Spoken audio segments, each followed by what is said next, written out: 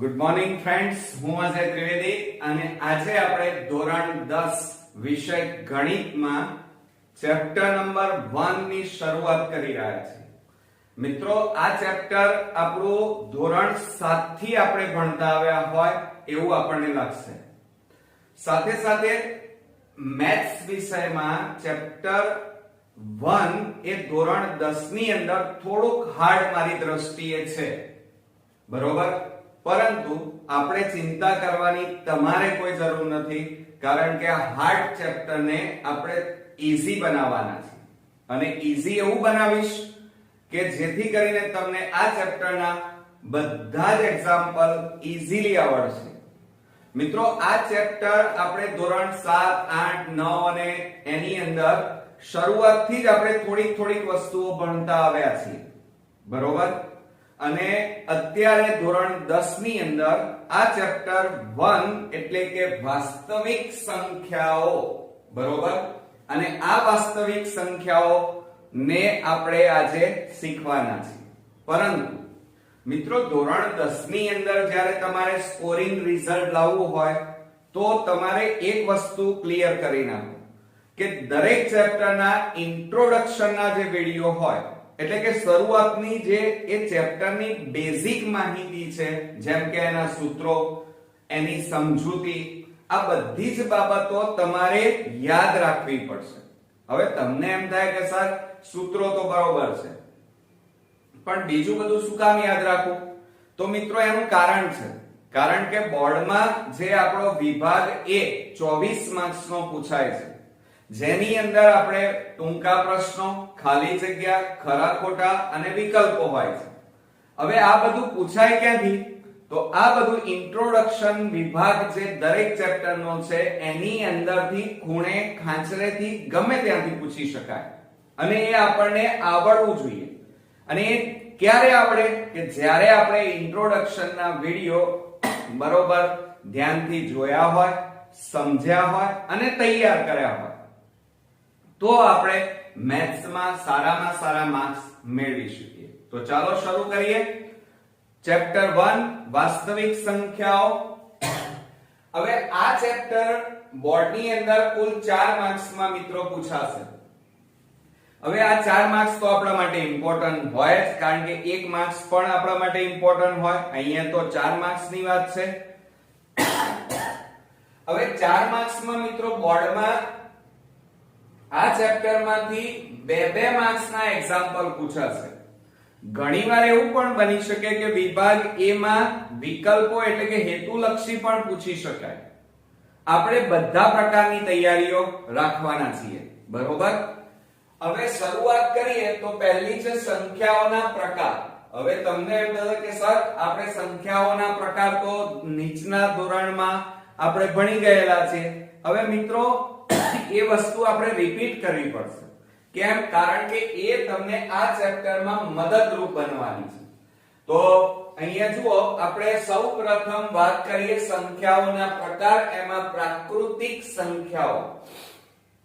હવે પ્રાકૃતિક સંખ્યાઓને આપણે નેચરલ નંબર કહીએ છીએ, બરોબર, જેને આપણે વાસ્તવિક સંખ્યાઓ કહીએ છીએ. કુદરત દ્વારા મળેલી અને કુદરતમાં જે વસ્તુઓ છે એને આપણે એ સંખ્યા વડે દર્શાવી શકીએ છીએ, બરોબર.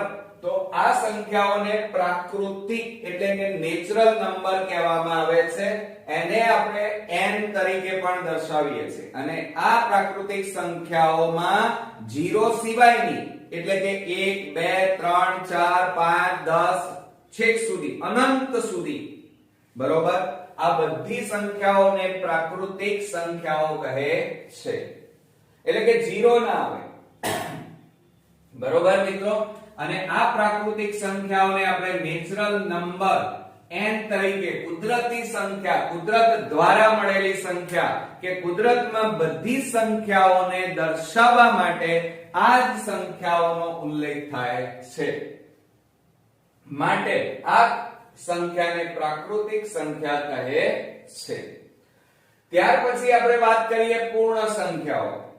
હવે પૂર્ણ એટલે એને સંપૂર્ણપણે તમે જોયું હશે કે આગળ જો 0 મૂકી દો આ જે પ્રાકૃતિક સંખ્યા છે એમાં 0 ઉમેરી દો એટલે પૂર્ણ સંખ્યા થઈ જાય. હવે આ શૂન્ય છે એ શૂન્ય આપણે ઉમેરી દીધો તો શું બની ગયું? પૂર્ણ સંખ્યા બની ગયું. બરોબર? તો એ રીતે હવે આ 0, તો 0 ની શોધ કોણે કરી? તો યાદ રાખો 0 ની શોધ આર્યભટ્ટે કરી છે અને 0 ની બહુ વેલ્યુ છે. આમ 0 ની કોઈ વેલ્યુ નથી, પરંતુ 0 એ કોઈ પ્રાકૃતિક સંખ્યા પાછળ લાગી જાય. માનો 1 ની પાછળ 1 0 લાગે તો 10 બની જાય, 2 0 લાગી જાય તો 100 બની જાય, અને 3 0 લાગી જાય તો 1000, 10,000, લાખ, 10 લાખ, બરોબર, કરોડ, અબજ. આ રીતે 0 ની વેલ્યુ ક્યારે બને? કે 0 જ્યારે કોઈ પ્રાકૃતિક સંખ્યાની પાછળ લાગી જાય તો એની વેલ્યુ ખૂબ વધી જાય છે. પરંતુ આ 0 જો અહીંયાથી કાઢી નાખીએ, પરંતુ પ્રાકૃતિક સંખ્યાની આગળ જો લગાવી દેવામાં આવે તો એની કોઈ વેલ્યુ રહેતી નથી. બરોબર? એટલે 0 જો આ જે પ્રાકૃતિક સંખ્યા છે એની જો પાછળ લાગે તો એ સંખ્યાની પણ વેલ્યુ વધી જાય છે. જો અત્યારે કેટલા છે? 1 1 1 કહેવાય, પરંતુ જો એની પાછળ 0 લાગી જાય તો એ સંખ્યાની વેલ્યુ જુઓ વધી ગઈ ઓટોમેટિક. એટલે 0 નું પણ પોતાનું આગવું મહત્વ છે મિત્રો. ખ્યાલ આવી ગયો? ત્યાર પછી ત્રીજા નંબરમાં વાત કરીએ પૂર્ણાંક સંખ્યાઓ. હવે પૂર્ણાંક સંખ્યાઓમાં જો અહીંયા પ્રાકૃતિક સંખ્યા પણ હોય, પૂર્ણ સંખ્યા પણ હોય, પરંતુ નવી વસ્તુ શું એડ થાય છે? ઋણ સંખ્યાઓ. એટલે કે -1 -2 -3 -4 -5 -6 આ રીતે ઉમેરતા જાઓ અને આ બાજુ ધન સંખ્યા અસંખ્ય સુધી અનંત સુધી ઉમેરતા જાઓ.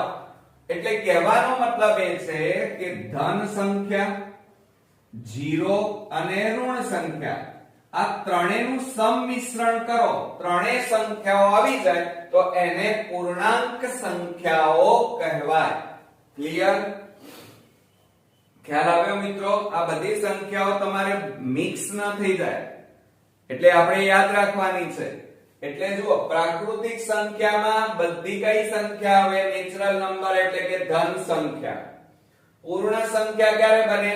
કે જ્યારે પ્રાકૃતિક સંખ્યામાં 0 ઉમેરી દઈએ એટલે કે 0 અને ધન, 0 અને પ્લસ સંખ્યા, તો એને પૂર્ણ સંખ્યા બને. અને જે પૂર્ણાંક સંખ્યા છે એમાં ધન, 0 અને ઋણ એટલે કે પ્લસ સંખ્યા, 0 સંખ્યા અને માઈનસ સંખ્યા આ ત્રણે ભેગી થાય એટલે કે પૂર્ણાંક સંખ્યાઓ બની જાય. ક્લિયર? હવે ત્યાર પછી સમમેય સંખ્યાઓની વાત કરીએ તો ધ્યાન રાખજો કે સમમેય સંખ્યાઓ કોને કહેવાય? તો જે સંખ્યાઓને અંશ અને છેદ વડે દર્શાવી શકાય. એટલે કે p/q વડે. એટલે કે જે સંખ્યાઓને અંશ અને છેદ વડે દર્શાવી શકાય તે સંખ્યાઓને સમમેય સંખ્યાઓ કહેવાય. ક્લિયર? આવડી વ્યાખ્યા? જુઓ, જોઈ લઈએ કે સમમેય સંખ્યાઓ એટલે p/q એટલે કે અંશ છેદમાં શું લખાય? છેદ. જ્યાં p અને q એ શું છે? પૂર્ણાંકો છે, પણ q બરાબર 0 છે નહીં. યાદ રાખજો, q ની કિંમત ક્યારે 0 લેવાય નહીં. તો આ બધી સંખ્યાઓ, જે સંખ્યાઓને અંશ અને છેદ વડે દર્શાવી શકો, દાખલા તરીકે ઉદાહરણ લઈએ 2/3, 4/7, બરોબર, 5/9, આ બધી સમમેય સંખ્યાઓ કહેવાય. કેમ? કારણ કે ઉપર અંશ, નીચે છેદ, અંશ છેદ, અંશ છેદ, p/q, p/q, p/q. એટલે p એ અંશ છે અને q એ છેદ છે. પણ q ની કિંમત ક્યારે 0 હોઈ શકે નહીં. હા, p અને q ની કિંમત ઋણ હોઈ શકે, ધન હોઈ શકે, પણ કદાપી q ની કિંમત 0 હોઈ શકે નહીં. યાદ રાખજો. દાખલા તરીકે 2/3 અંશ અને છેદ, p છેદમાં q. હવે દાખલા તરીકે જુઓ આ -4/5 તો આમાં p બરાબર કેટલા કહેવાય -4 અને q બરાબર કેટલા કહેવાય 5. એટલે આ બધી સંખ્યાઓ 7. હવે તમને એમ થાય કે સર આ તો 7 એકલા જ છે, તો મિત્રો 7 છેદમાં કશું ના હોય તો કેટલા કહેવાય 1. એટલે જુઓ p બરાબર 7 q બરાબર 1.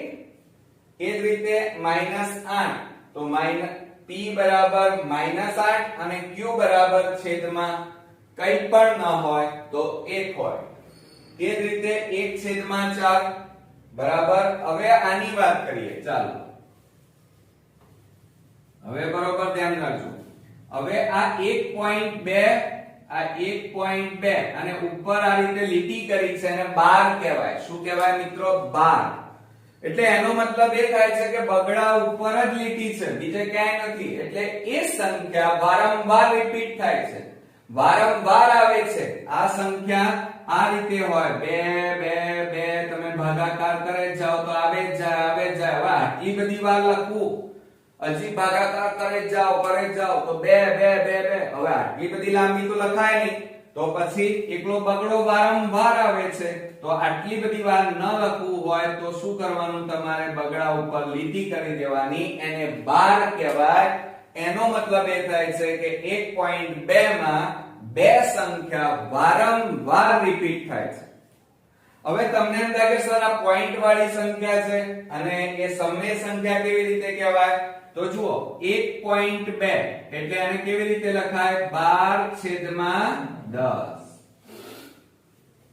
એટલે p બરાબર શું થાય? 12 અને q બરાબર 10. અંશ છેદ આવી ગયા. એ જ રીતે જુઓ અહીંયા 2.35. ચાલો હવે એ સમજી લઈએ, કારણ કે સમજવું જરૂરી છે. સમજ્યા વગર એકલા એક્ઝામ્પલ ઉપર જતા રહેવું, 4 સૂત્રો તૈયાર કર્યા અને દાખલા ગણી નાખીએ એટલે ચેપ્ટર આવડી જાય, પૂરા પણ થઈ જાય. પણ બોર્ડમાં જે તમારો ધ્યેય અને ગોલ જે 80 માંથી 80 લાવવાનો છે એ સિદ્ધ ક્યારેય નહીં થાય મિત્રો. બરોબર? અને એ સિદ્ધ કરવા માટે નાનામાં નાની ટાંકણી જેવી બાબતને પણ આપણે ધ્યાનમાં લેવી પડે અને શીખવી પડે મિત્રો. તો જુઓ અહીંયા આ 2.35 અને ઉપર 12 છે. એટલે એનો મતલબ એ થાય છે કે 35 અને આ લીટી એ 3 ઉપર પણ છે અને 5 ઉપર પણ છે. એટલે કે 35/12 કહેવાય. અને લીટીને 12 બોલાય. 2.35/12. એટલે એનો મતલબ શું થાય કે 2.35 ભાગાકાર કરે જઈએ એટલે અનંત સુધી આની આ સંખ્યા આવે જાય છે. જેમ જેમ ભાગાકાર કરો 0 નથી આવતા, પણ ભાગ ચાલે જ જાય છે, ચાલે જ જાય છે, ચાલે જ જાય છે. તો હવે આટલી બધી વાર તો લખાય નહીં અને આટલી મોટી સંખ્યા લખવા તકલીફ પડે, તો તમારે કઈ સંખ્યા વારંવાર આવે છે? 35. તો પછી 35 ઉપર શું કરવાની? લીટી. હવે આને મારે સમય સંખ્યા સ્વરૂપે દર્શાવવું હોય તો શું લખાય? પોઈન્ટ કાઢી નાખો તો 235 અને છેદમાં કેટલા લખાય? 100 લખાય. એટલે ઉપર શું આવ્યા? અંશ અને નીચે શું આવ્યા? છેદ. ક્લિયર મિત્રો? એટલે સમય સંખ્યાઓ વિશે હવે તમને ખબર પડી હશે. તમે ગોખવાની જરૂર નથી મિત્રો, સમજી લેવાનું. 9મા માં પણ આ વસ્તુ શીખીને આવ્યા છીએ આપણે કે p છેદમાં q, અથવા એમ ન કહેવું હોય સમય સંખ્યાની વ્યાખ્યા શું? તો જે સંખ્યાને અંશ અને છેદ બંને વડે દર્શાવી શકાય તો તે સંખ્યાને સમય સંખ્યા કહેવાય. હવે જુઓ દાખલા તરીકે તમને એમ થાય કે 4, તો આ પણ સમય સંખ્યા છે. કેમ? કારણ કે 4 છેદમાં કશું ના હોય તો 1 કહેવાય ને. એટલે ઉપર છે અંશ અને નીચે છે છેદ. ક્લિયર? હવે આપણે વાસ્તવિક સંખ્યાની વાત કરવા જઈ રહ્યા છીએ. હવે વાસ્તવિક સંખ્યા એ તમે જોયું હશે કે આપણા ચેપ્ટરનું નામે વાસ્તવિક સંખ્યા છે. હવે વાસ્તવિક સંખ્યાનો મતલબ શું થાય? તો તમે જોઈ રહ્યા છો કે વર્ગમૂળમાં 2, વર્ગમૂળમાં 3, વર્ગમૂળમાં 5, પાઈ -6/11, 1 0 3.7 2.87 87 78 777. એટલે કહેવાનો મતલબ મારો એ છે કે વાસ્તવિક સંખ્યાઓ કોને કહેવાય? તો એક તો જુઓ, આ વર્ગમૂળમાં 4 લખ્યા તો 4 નું વર્ગમૂળ 2, 9 નું વર્ગમૂળ 3. પરંતુ દાખલા તરીકે હું 2 લખું અંદર તો આ 2 નું વર્ગમૂળ નીકળે? ના નીકળે. નીકળે મિત્રો? ના નીકળે. એટલે ચલો, વર્ગમૂળમાં 5 નીકળે? ના. વર્ગમૂળમાં 7 નીકળે? વર્ગમૂળમાં 8. એટલે કહેવાનો મતલબ મારો એ છે કે જે સંખ્યાનું વર્ગમૂળ ન નીકળતું હોય, ક્લિયર? જે સંખ્યાનું વર્ગમૂળ નીકળતું ન હોય, જેમ કે વર્ગમૂળમાં 2, વર્ગમૂળમાં 5, આ બધાનું વર્ગમૂળ ન નીકળે તો તેવી સંખ્યા એક તો વાસ્તવિક સંખ્યા કહેવાય. બીજું, તમે જોયું હશે કે અહીંયા 1 -6/11. બીજું અહીંયા પાઈ ની કિંમત પણ એ વાસ્તવિક સંખ્યા છે. દાખલા તરીકે પાઈ એટલે તમે જનરલી શું વિચારો છો? 22/7. બરોબર? હવે 22 ને તમે 7 વડે ભાગો તો આગળ સંખ્યા ચાલે જાય છે. જો અહીંયા એક સંખ્યા લઈએ, આ લીધી. હવે તમે વિચારો કે 2 પોઈન્ટ પછી 8 7 8 7 7 8 7 7 7, એટલે એક પણ સંખ્યા વારંવાર આવતી નથી. બરોબર? સદંતર એક સંખ્યા વારંવાર, માનો 25 25 25 આ રીતે નથી આવતી. દાખલા તરીકે 2.45 5 5 5 5 5 આ રીતે નથી આવતી. બરોબર? તો આ બધી સંખ્યાઓ વર્ગમૂળમાં 2 એનું વર્ગમૂળ ન નીકળે, 3 નું વર્ગમૂળ ન નીકળે, ઘનમૂળમાં 5 એનું પણ ઘનમૂળ ન નીકળે, પાઈ -6/11 1 0 3.7 આ બધી સંખ્યાઓ એ વાસ્તવિક સંખ્યાઓ છે. એટલે કહેવાનો મતલબ કોઈ પણ સંખ્યા તમે લો, x એટલે કોઈ પણ સંખ્યા 1 2 3 4 5 6 7 8 9 10 0 વગેરે કોઈ પણ સંખ્યા લો, એને તમે આ બાજુ એટલે આ કઈ બાજુ કહેવાય? ડાબી બાજુ. તો હંમેશા આ જે કોઈ પણ સંખ્યા લો એ હંમેશા કેવી હોય? આ ડાબી બાજુ જાવ તો માઈનસ હોય અને જમણી બાજુ જાવ તો પ્લસ હોય. એટલે આ સંખ્યા ધન કરતા નાની અને ઋણ કરતા મોટી હોય. યાદ રાખજો.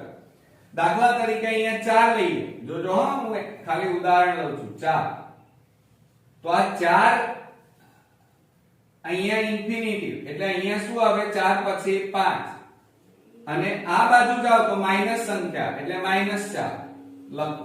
તો એનો મતલબ શું થયો કે આ 5 એટલે ધન સંખ્યા કરતા નાની છે પણ ઋણ સંખ્યા કરતા મોટી છે. અને આને શું કહેવાય મિત્રો? સમજો જરા. આને શું કહેવાય? ઇન્ફિનિટિવ કહેવાય, અનંત. આ સંખ્યાને શું કહેવાય? અનંત. અથવા એને અંગ્રેજીમાં શું કહેવાય? ઇન્ફિનિટિવ કહેવાય. શું કહેવાય? ઇન્ફિનિટિવ. આંકડો, ઊભા આંકડાને આડો પાડી દો એટલે અનંત બની જાય. બરોબર? હવે જુઓ, આનો મતલબ એ થાય કે ધન સંખ્યાઓ, અને માઈનસ ઇન્ફિનિટિવ ની મતલબ શું થાય? -1 -2 -3 -4 અસંખ્ય સુધી ક્યારે એનો અંત આવે નહીં. બરોબર મિત્રો? એટલે આ વસ્તુ તમે બરોબર ધ્યાન રાખજો. ત્યાર પછી આપણે યુગ્મ સંખ્યા. યુગ્મ ઘણી બધી હોઈ શકે, ઋણ પણ હોઈ શકે, ધ્યાન રાખજો. 0 પછી તે ઉપરાંત ધન સંખ્યા પણ હોઈ શકે. તો તમે જોયું હશે કે 0 -2 -4 યુગ્મ એટલે બેકી સંખ્યા. યાદ રાખો, યુગ્મ સંખ્યા એટલે કઈ સંખ્યા થાય? બેકી સંખ્યા. 2 વડે ભાગી શકાય.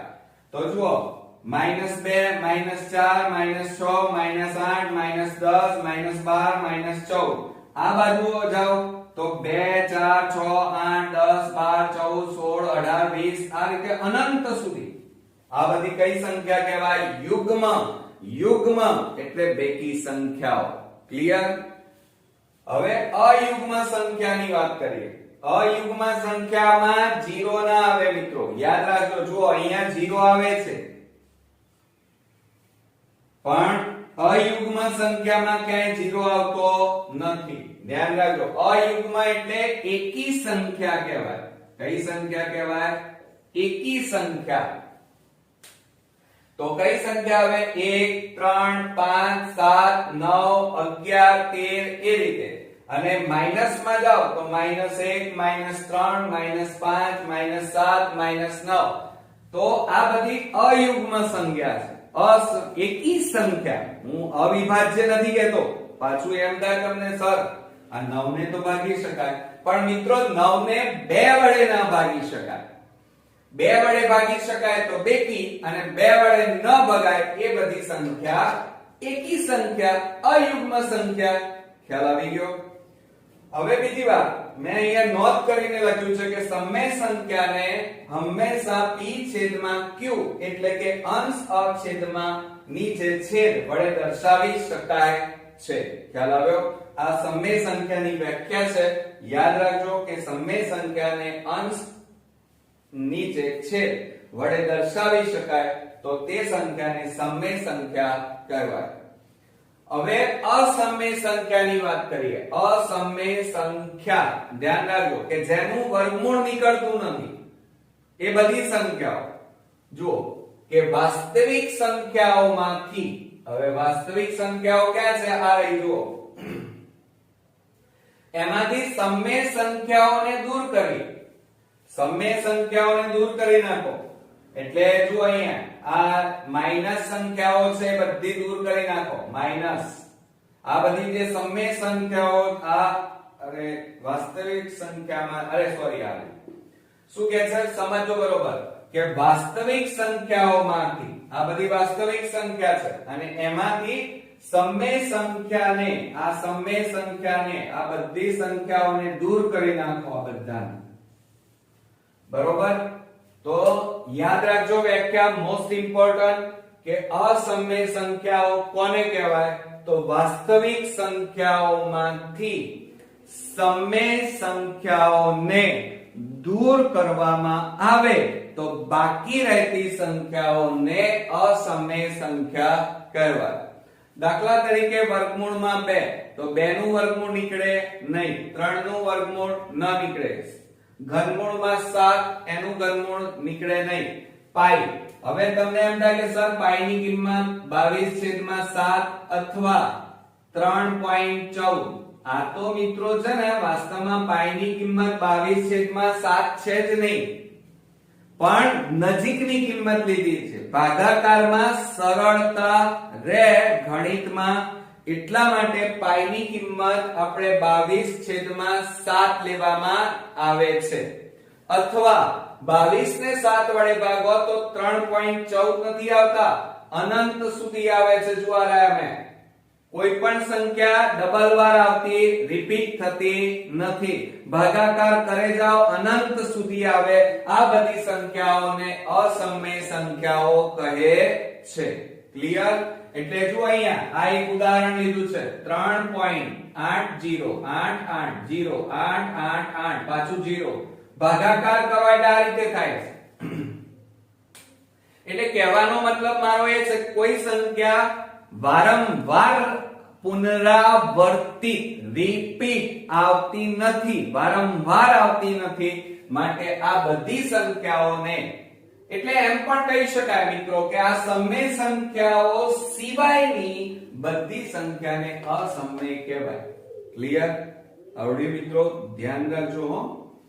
હવે ત્યાર પછી આપણે પાઈ ની વાત કરીએ. પાઈ ની કિંમત આશરે 22/7 લેવામાં આવે, અથવા 22 ને 7 વડે ભાગો તો 3.14. યાદ રાખજો હા, તમારે ટૂંકા પ્રશ્ન હેતુલક્ષીમાં પૂછાશે.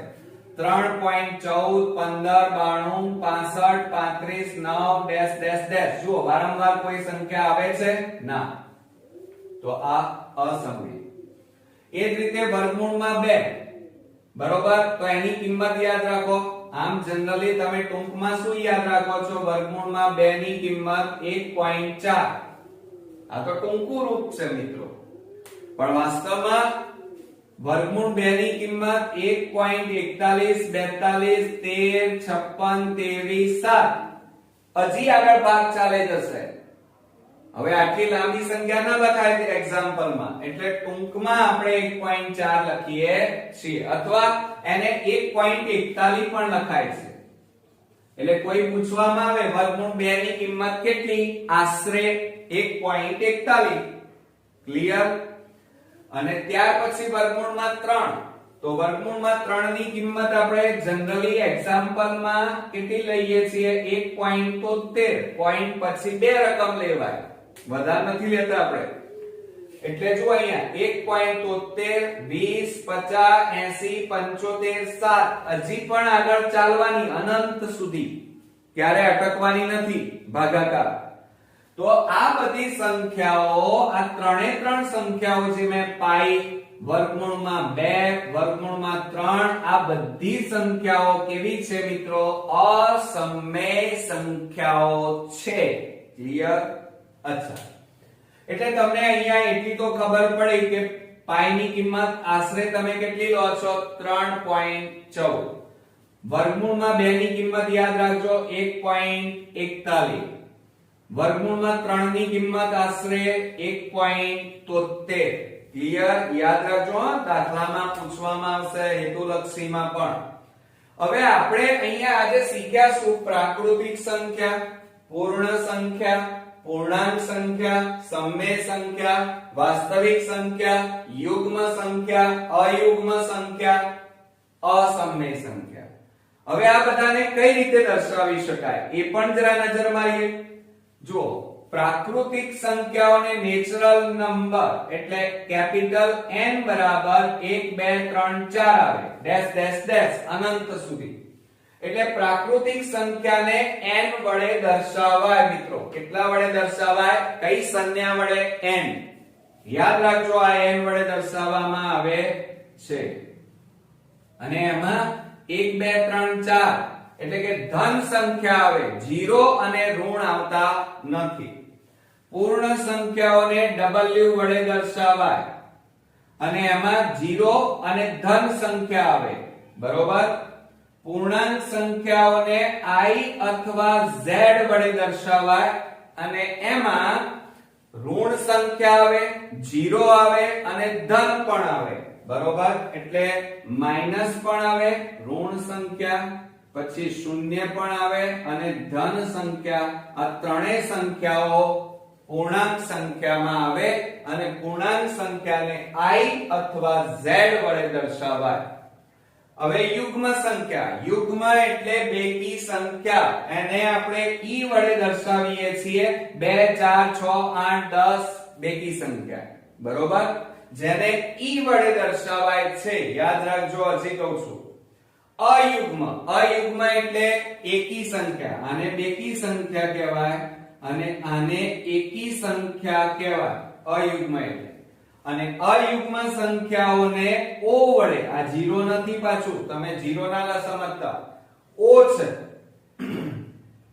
અને એમાં 1 3 5 7 9 11 13 15 17 વગેરે એકી સંખ્યા. અવિભાજ્ય, અવિભાજ્ય એટલે જે સંખ્યાઓને પોતાની એક વડે જ ભાગી શકાય, બીજી કોઈ સંખ્યા વડે ભાગી શકાય નહીં, તો એવી સંખ્યાઓને અવિભાજ્ય. અને એને આપણે કયા વડે દર્શાવીએ છીએ, p વડે દર્શાવીએ છીએ, બરોબર.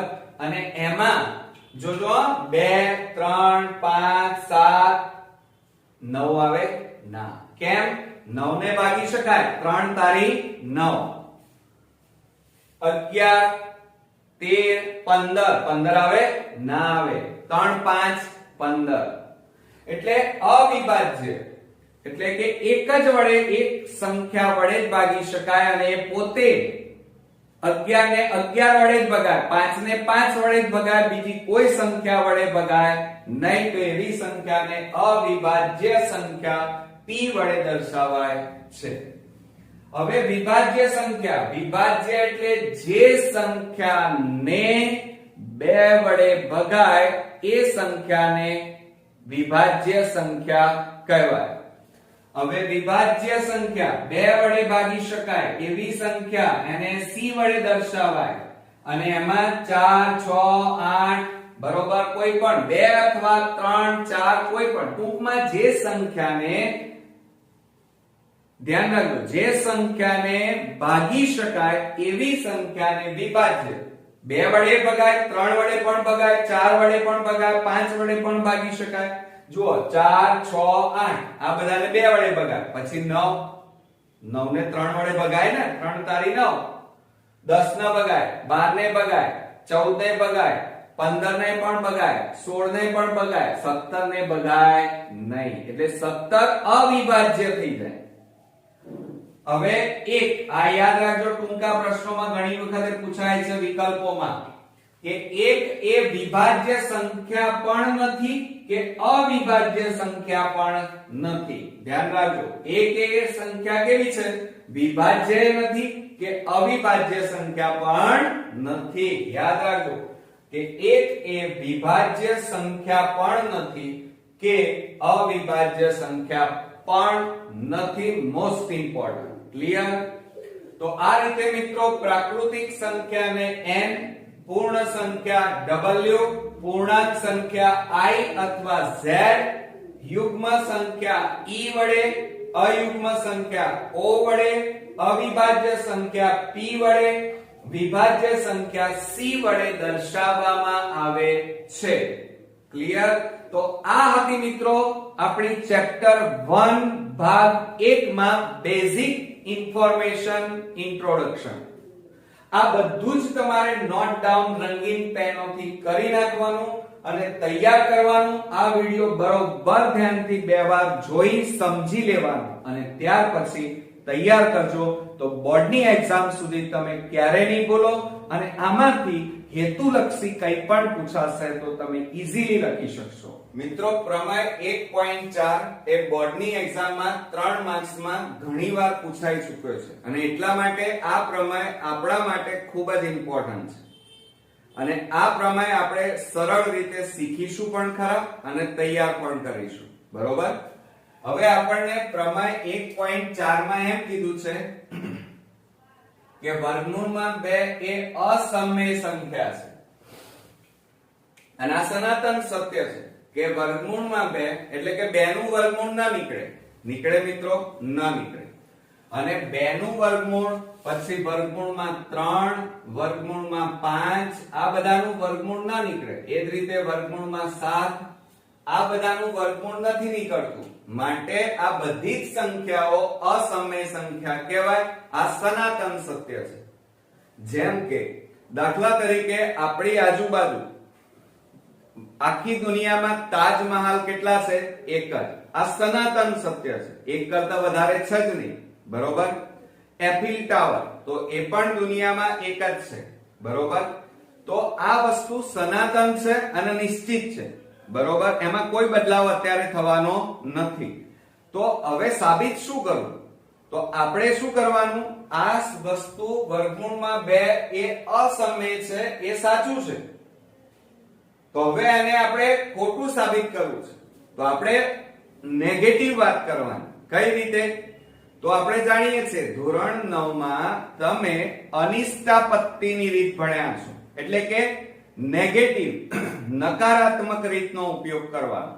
એટલે કે દાખલા તરીકે તાજમહાલ એક છે એ સાચું છે તો એને નેગેટિવ બોલવાનું કે તાજમહાલ એક નથી.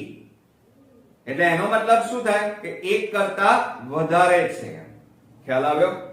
તો આપણે અહીંયા શું કરીશું? વર્ગમૂળમાં 2 એ અસમય નથી એમ લખીશું. ક્લિયર? હવે અસમય નથી તો એનો મતલબ એ થયો કે કેવી હશે? સમય છે. બરોબર? હવે આપણે જાણીએ છીએ કે આ બધું ખોટું બોલી રહ્યા છીએ કે વર્ગમૂળમાં 2 એ અસમય નથી એટલે એનો મતલબ સમય છે. આ બધું આપણે ખોટું બોલી રહ્યા છીએ અને ખોટું એ ખોટું જ છે અને સાચું એ સાચું જ આવવાનું. હવે આપણે ખોટાથી શરૂઆત કરી છે એટલે જવાબ પણ કેવો આવવાનો? ખોટો જ આવવાનો. એટલે આપણે જે સાબિત કરવું છે એ સાબિત છેલ્લે થઈ જશે. ખ્યાલ આવ્યો? તો હવે અહીંયા જુઓ વર્ગમૂળમાં 2 એ અસમય નથી એટલે એનો મતલબ શું થાય? અસમય ન હોય તો એ કેવી હોય? સમય સંખ્યા છે. બરોબર? હવે સમય સંખ્યા કોને કહેવાય? તો આપણે જાણીએ છીએ કે 3/6, 6/12, 15/30, 1/2. હવે તમે જુઓ, આ બધી સંખ્યાઓ જે મેં લખી એ બધી સમાન છે? ના, દેખાવે સમાન નથી, પણ એમના જવાબો સરખા આવશે. જુઓ કેવી રીતે? તો 3/6, છેદ ઉડાડી દો, 3 દુ 6 એટલે કેટલા આવે? 1/2. 6 દુ 12 એટલે જવાબ કેટલો આવે? 1/2. 15 દુ 30, 1/2 અને 1/2 એમના એમ. જુઓ બધાના જવાબ કેવા આવ્યા? સરખા. હવે જો સમય સંખ્યા હોય મિત્રો, તો એને આપણે કયા સ્વરૂપે દર્શાવીએ છીએ? p છેદમાં q વડે દર્શાવીએ છીએ. જ્યાં આને p કહેવાય, આને q, આને p, આને q, અને q is not equal to 0. આ બધા આપણે ઇન્ટ્રોડક્શન માં મેં તમને ડીપ માં સરસ રીતે સમજાવેલું છે. એટલે એનો મતલબ એ થયો કે ધારો કે, ધારી લેવાનું, આ જે વર્ગમૂળ છે એ વર્ગમૂળ બરાબર એની જગ્યાએ શું લખાય? p છેદમાં q લખાય નિયમ પ્રમાણે. સમય સંખ્યા છે માટે, બરોબર. પરંતુ આપણે ટેક્સ્ટ બુક ની અંદર p છેદમાં q ની જગ્યાએ a છેદમાં b આપેલું છે, તો આપણે ટેક્સ્ટ બુક ને જ ફોલો કરવાનું. ટેક્સ્ટ બુક માં જે હોય એને જ એ જ રીતે આપણે ગણવાનું, જેથી આપણા એક પણ માર્ક્સ કપાય નહીં. તો આ p છેદમાં q ની જગ્યાએ આપણે શું લખવાનું? a છેદમાં b. આને પરિણામ નંબર આપણે કયું આપી દઈશું? a. ક્લિયર? ખ્યાલ આવ્યો? અને આપણે જાણીએ છીએ કે સમય સંખ્યા હોય તો એને p છેદમાં q વડે દર્શાવાય, જ્યાં q is not equal to 0. પરંતુ આપણે અહીંયા p છેદમાં q ની જગ્યાએ આપણે શું લખીએ છીએ? a છેદમાં b. વસ્તુ તો એકની એક જ છે, બરોબર. x છેદમાં y પણ લખાય, બરોબર. હવે જુઓ, જ્યાં આ a અને b એ કેવા છે? પૂર્ણાંકો છે, તથા b એ શૂન્યેતર છે. b એ કેવો છે? શૂન્યેતર છે. હવે જુઓ અહીંયા, તથા a અને b ને કોઈ સામાન્ય અવયવ નથી. આ a અને b માં કોઈ સામાન્ય અવયવ નથી. જુઓ આ 1 અને નીચે 2 છે, એમાં કોઈ સામાન્ય અવયવ છે? ના. છે મિત્રો? નથી અહીંયા. માટે પરિણામ 1 પરથી, આ પરિણામ 1 પરથી વર્ગમૂળમાં 2 બરાબર કેટલા આપેલા છે? 1/b. બરોબર? ક્લિયર? હવે આ b શેમાં છે? ભાગાકારમાં. બરાબરની આ બાજુ લઈ જાવ તો ગુણાકાર, એટલે વર્ગમૂળમાં 2 ગુણ્યા b બરાબર 1. અહીંયા ટપકું ના કરો અને તમે આ રીતે ગુણાકાર લખો તો પણ ચાલે. તો વર્ગમૂળમાં 2 ગુણ્યા b બરાબર 1. હવે શું કરવાનું? બંને બાજુ વર્ગ લેવાના. તો આપણે અહીંયા લખ્યું કે બંને બાજુ વર્ગ લેતા, એટલે આનો પણ વર્ગ થાય. ધ્યાન રાખજો, આનો પણ વર્ગ થશે અને a નો પણ વર્ગ થાય. તો વર્ગમૂળમાં 2b કૌંસ બાર વર્ગ અને આ બાજુ a નો પણ વર્ગ કરો. હવે વર્ગ કરો તો વર્ગ અને વર્ગમૂળ નીકળી જાય, એટલે કેટલા વધે? 2 અને b નો વર્ગ એમના એમ અને a નો વર્ગ. ક્લિયર? આને પરિણામ નંબર આપણે 3 આપી દઈએ. હવે જુઓ, એનો મતલબ શું થાય? આ રીતે આપણને આપેલું છે કે a² બરાબર 2b². એટલે આ 2 છે, એટલે એનો મતલબ એ થાય કે a² ને 2 વડે ભાગી શકાય. કઈ રીતે? જુઓ કે આ b² છે એ એમના એમ રવા દો, 2 ગુણાકારમાં છે, બરાબરની આ બાજુ લઈ જાઓ તો શું લખાય? a² છેદમાં 2 બરાબર b². આવું લખાય. એટલે એનો મતલબ એ થયો કે a² ને જો 2 વડે ભાગી શકાય તો a ને પણ 2 વડે ભાગી શકાય. ક્લિયર? આવું આપણે પ્રમેય 1.3 માં શીખી ગયા છીએ કે a² ને અહીંયા જુઓ, a ની જગ્યાએ આપણે શું લેતા હતા? p. એટલે a² ને જો p વડે ભાગી શકાય તો a ને પણ p વડે ભાગી શકાય. પ્રમેય 1.3. ક્લિયર?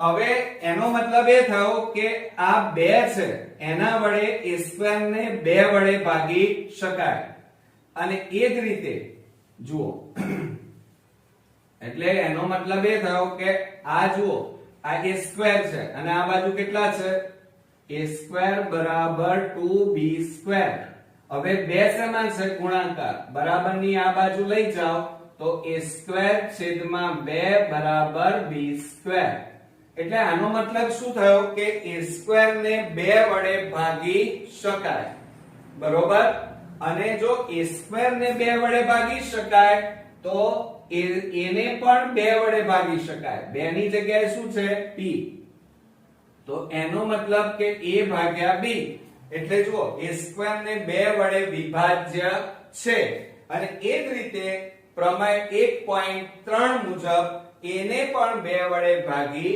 શકાય આને પરિણામ નંબર આપણે કયું આપીશું મિત્રો 4 આપીશું ક્લિયર હવે જુઓ આ a છેદમાં 2 બરાબર આપણે કોઈ સંખ્યા દાખલા તરીકે તમે અહીંયા લઈ લો કે આ 15 છે તો 15 માં 5 ગુણ્યા 3 લખાય 5 તારીખ 15 હવે એ રીતે 2 લઈએ તો 2 હોય તો 2 ગુણ્યા અહીંયા કઈક તો આવે ને કશું ના આવે તો કેટલા આવે મિત્રો 2 હોય તો 1 આવે 3 લો તો 3 ગુણ્યા કેટલા લખશો તમે 1 એમ અહીંયા a બરાબર 2 ગુણ્યા જોજો આ અહીંયા કશું નથી એટલે આ a 2 ભાગાકારમાં છે આ બાજુ લઈ જાઓ તો ગુણાકારમાં જાય અહીંયા કશું નથી એટલે 1 કહેવાય તો 1 ગુણ્યા 2 થાય હવે આ 1 ની જગ્યાએ આપણે શું લેવાનું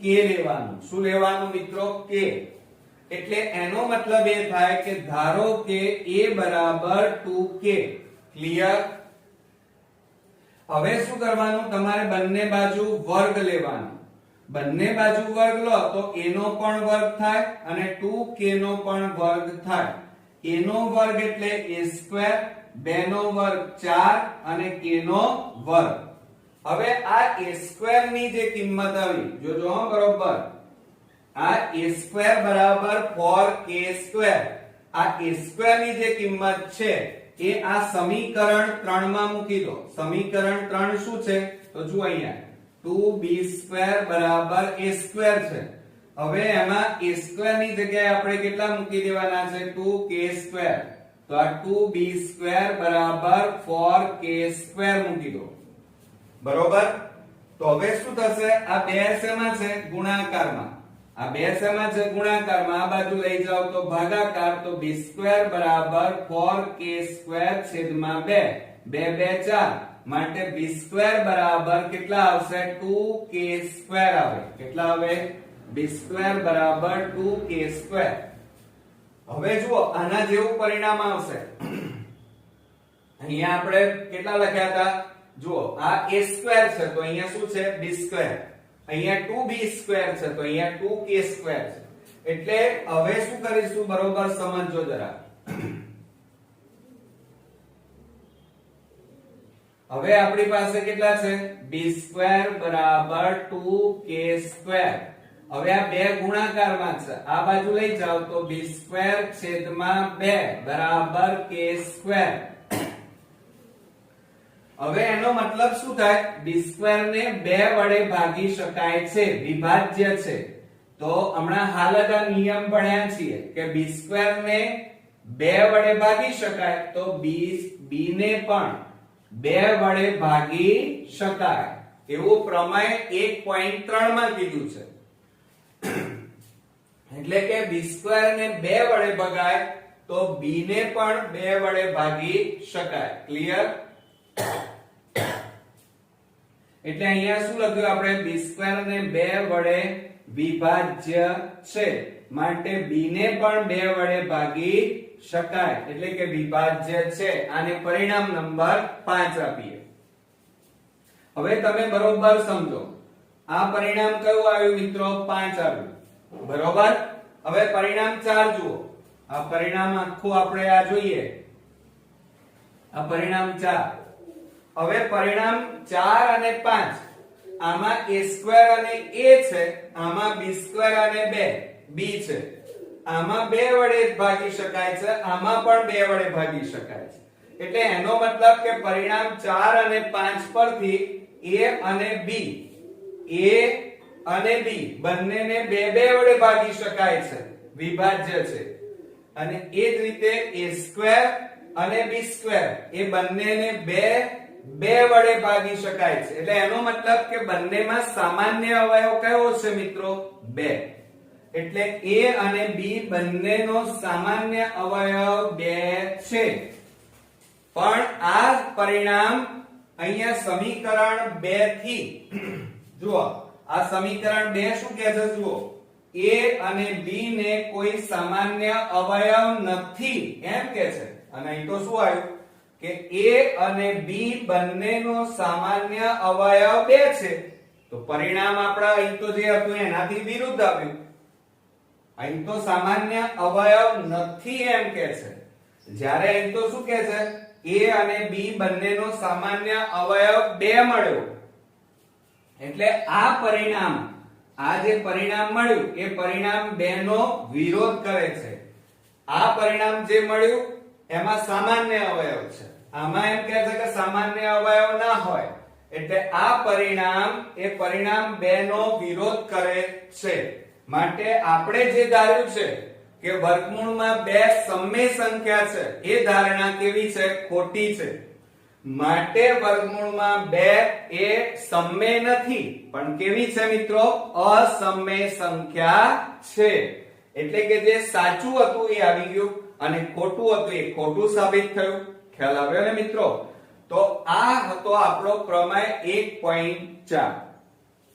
ફરી એક વખત રિવિઝન મારી લઈએ, કારણ કે હું સમજુ છું થોડોક આપણને શરૂઆતમાં બેઝિક પ્રમેય છે અને યાદ રાખવામાં તકલીફ પડશે. એટલે જો સમજી લેશો અને આ વિડિયો બરોબર 2 વાર 3 વાર જોજો મિત્રો, જોઈ લેશો તો તમને ચોક્કસ હવે આ પ્રમેય આવડી જશે. અને પછી તમે લખી અને આને મોઢે કરી નાખજો. જુઓ અહીંયા આપણને શું કીધું છે? પ્રમેયમાં વર્ગમૂળમાં a અસમમેય છે. આપણે જાણીએ છીએ કે વાત સાચી છે કે વર્ગમૂળમાં 2 એ અસમમેય છે. તો સાબિત શું કરીશું? તો આપણે નેગેટિવ નકારાત્મક રીતનો ઉપયોગ કરીશું. અને ધોરણ 9 ની નકારાત્મક રીત કઈ છે? અનિષ્ટાપત્તિની રીત પ્રમાણે આપણે આને ઊંધું સાબિત કરીશું. વર્ગમૂળમાં 2 એ અસમમેય નથી. નથી તો અસમમેય ના હોય તો એ કેવી હોય? સમમેય સંખ્યા હોય. તો માટે વર્ગમૂળમાં 2 એ સમમેય છે. અને સમમેય હોય તો એને આપણે p છેદમાં q વડે દર્શાવીએ છીએ, જ્યાં q is not equal to 0. એ પ્રમેય 1.3. પણ આપણને ટેક્સ્ટબુકમાં p છેદમાં q ની જગ્યાએ આપણને a છેદમાં b આપેલું છે. તો આપણે શું કરીશું? વર્ગમૂળમાં 2 બરાબર 1 છેદમાં b પરિણામ નંબર 1 લઈશું. બરોબર? હવે શું કરવાનું? a અને b એ શું છે? પૂર્ણાંક છે. તથા b એ શૂન્યેતર છે. b એ કેવો છે? શૂન્યેતર. બીજી વાત કરીએ કે એમાં તથા a અને b ને કોઈ આ a અને b માં કોઈ સામાન્ય અવયવ નથી મિત્રો. દાખલા તરીકે 15 તો 5 3 15. દાખલા તરીકે 25 તો 5 5 25. તો આ બે માં સામાન્ય અવયવ કયો આવ્યો? 5. પણ અહીં તો શું છે? ધ્યાન રાખજો કે a અને b ને કોઈ આવો સામાન્ય અવયવ નથી. ધ્યાન રાખજો. પરિણામ નંબર 2. બરોબર?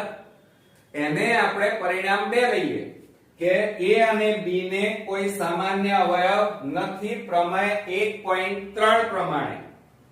હવે બીજી વાત કરીએ કે પરિણામ 1 કયો છે? આપણે √2 બરાબર a છેદમાં b. હવે આ b ભાગાકારમાં છે. જુઓ b શેમાં છે? ભાગાકાર. બરાબરની આ બાજુ લઈ જાઓ તો ગુણાકારમાં જાય. હવે શું કરવાનું? બંને બાજુ વર્ગ લેવાનો. બંને બાજુ વર્ગ લો તો √2 b કૌંસ બાર વર્ગ અને a નો પણ વર્ગ થાય.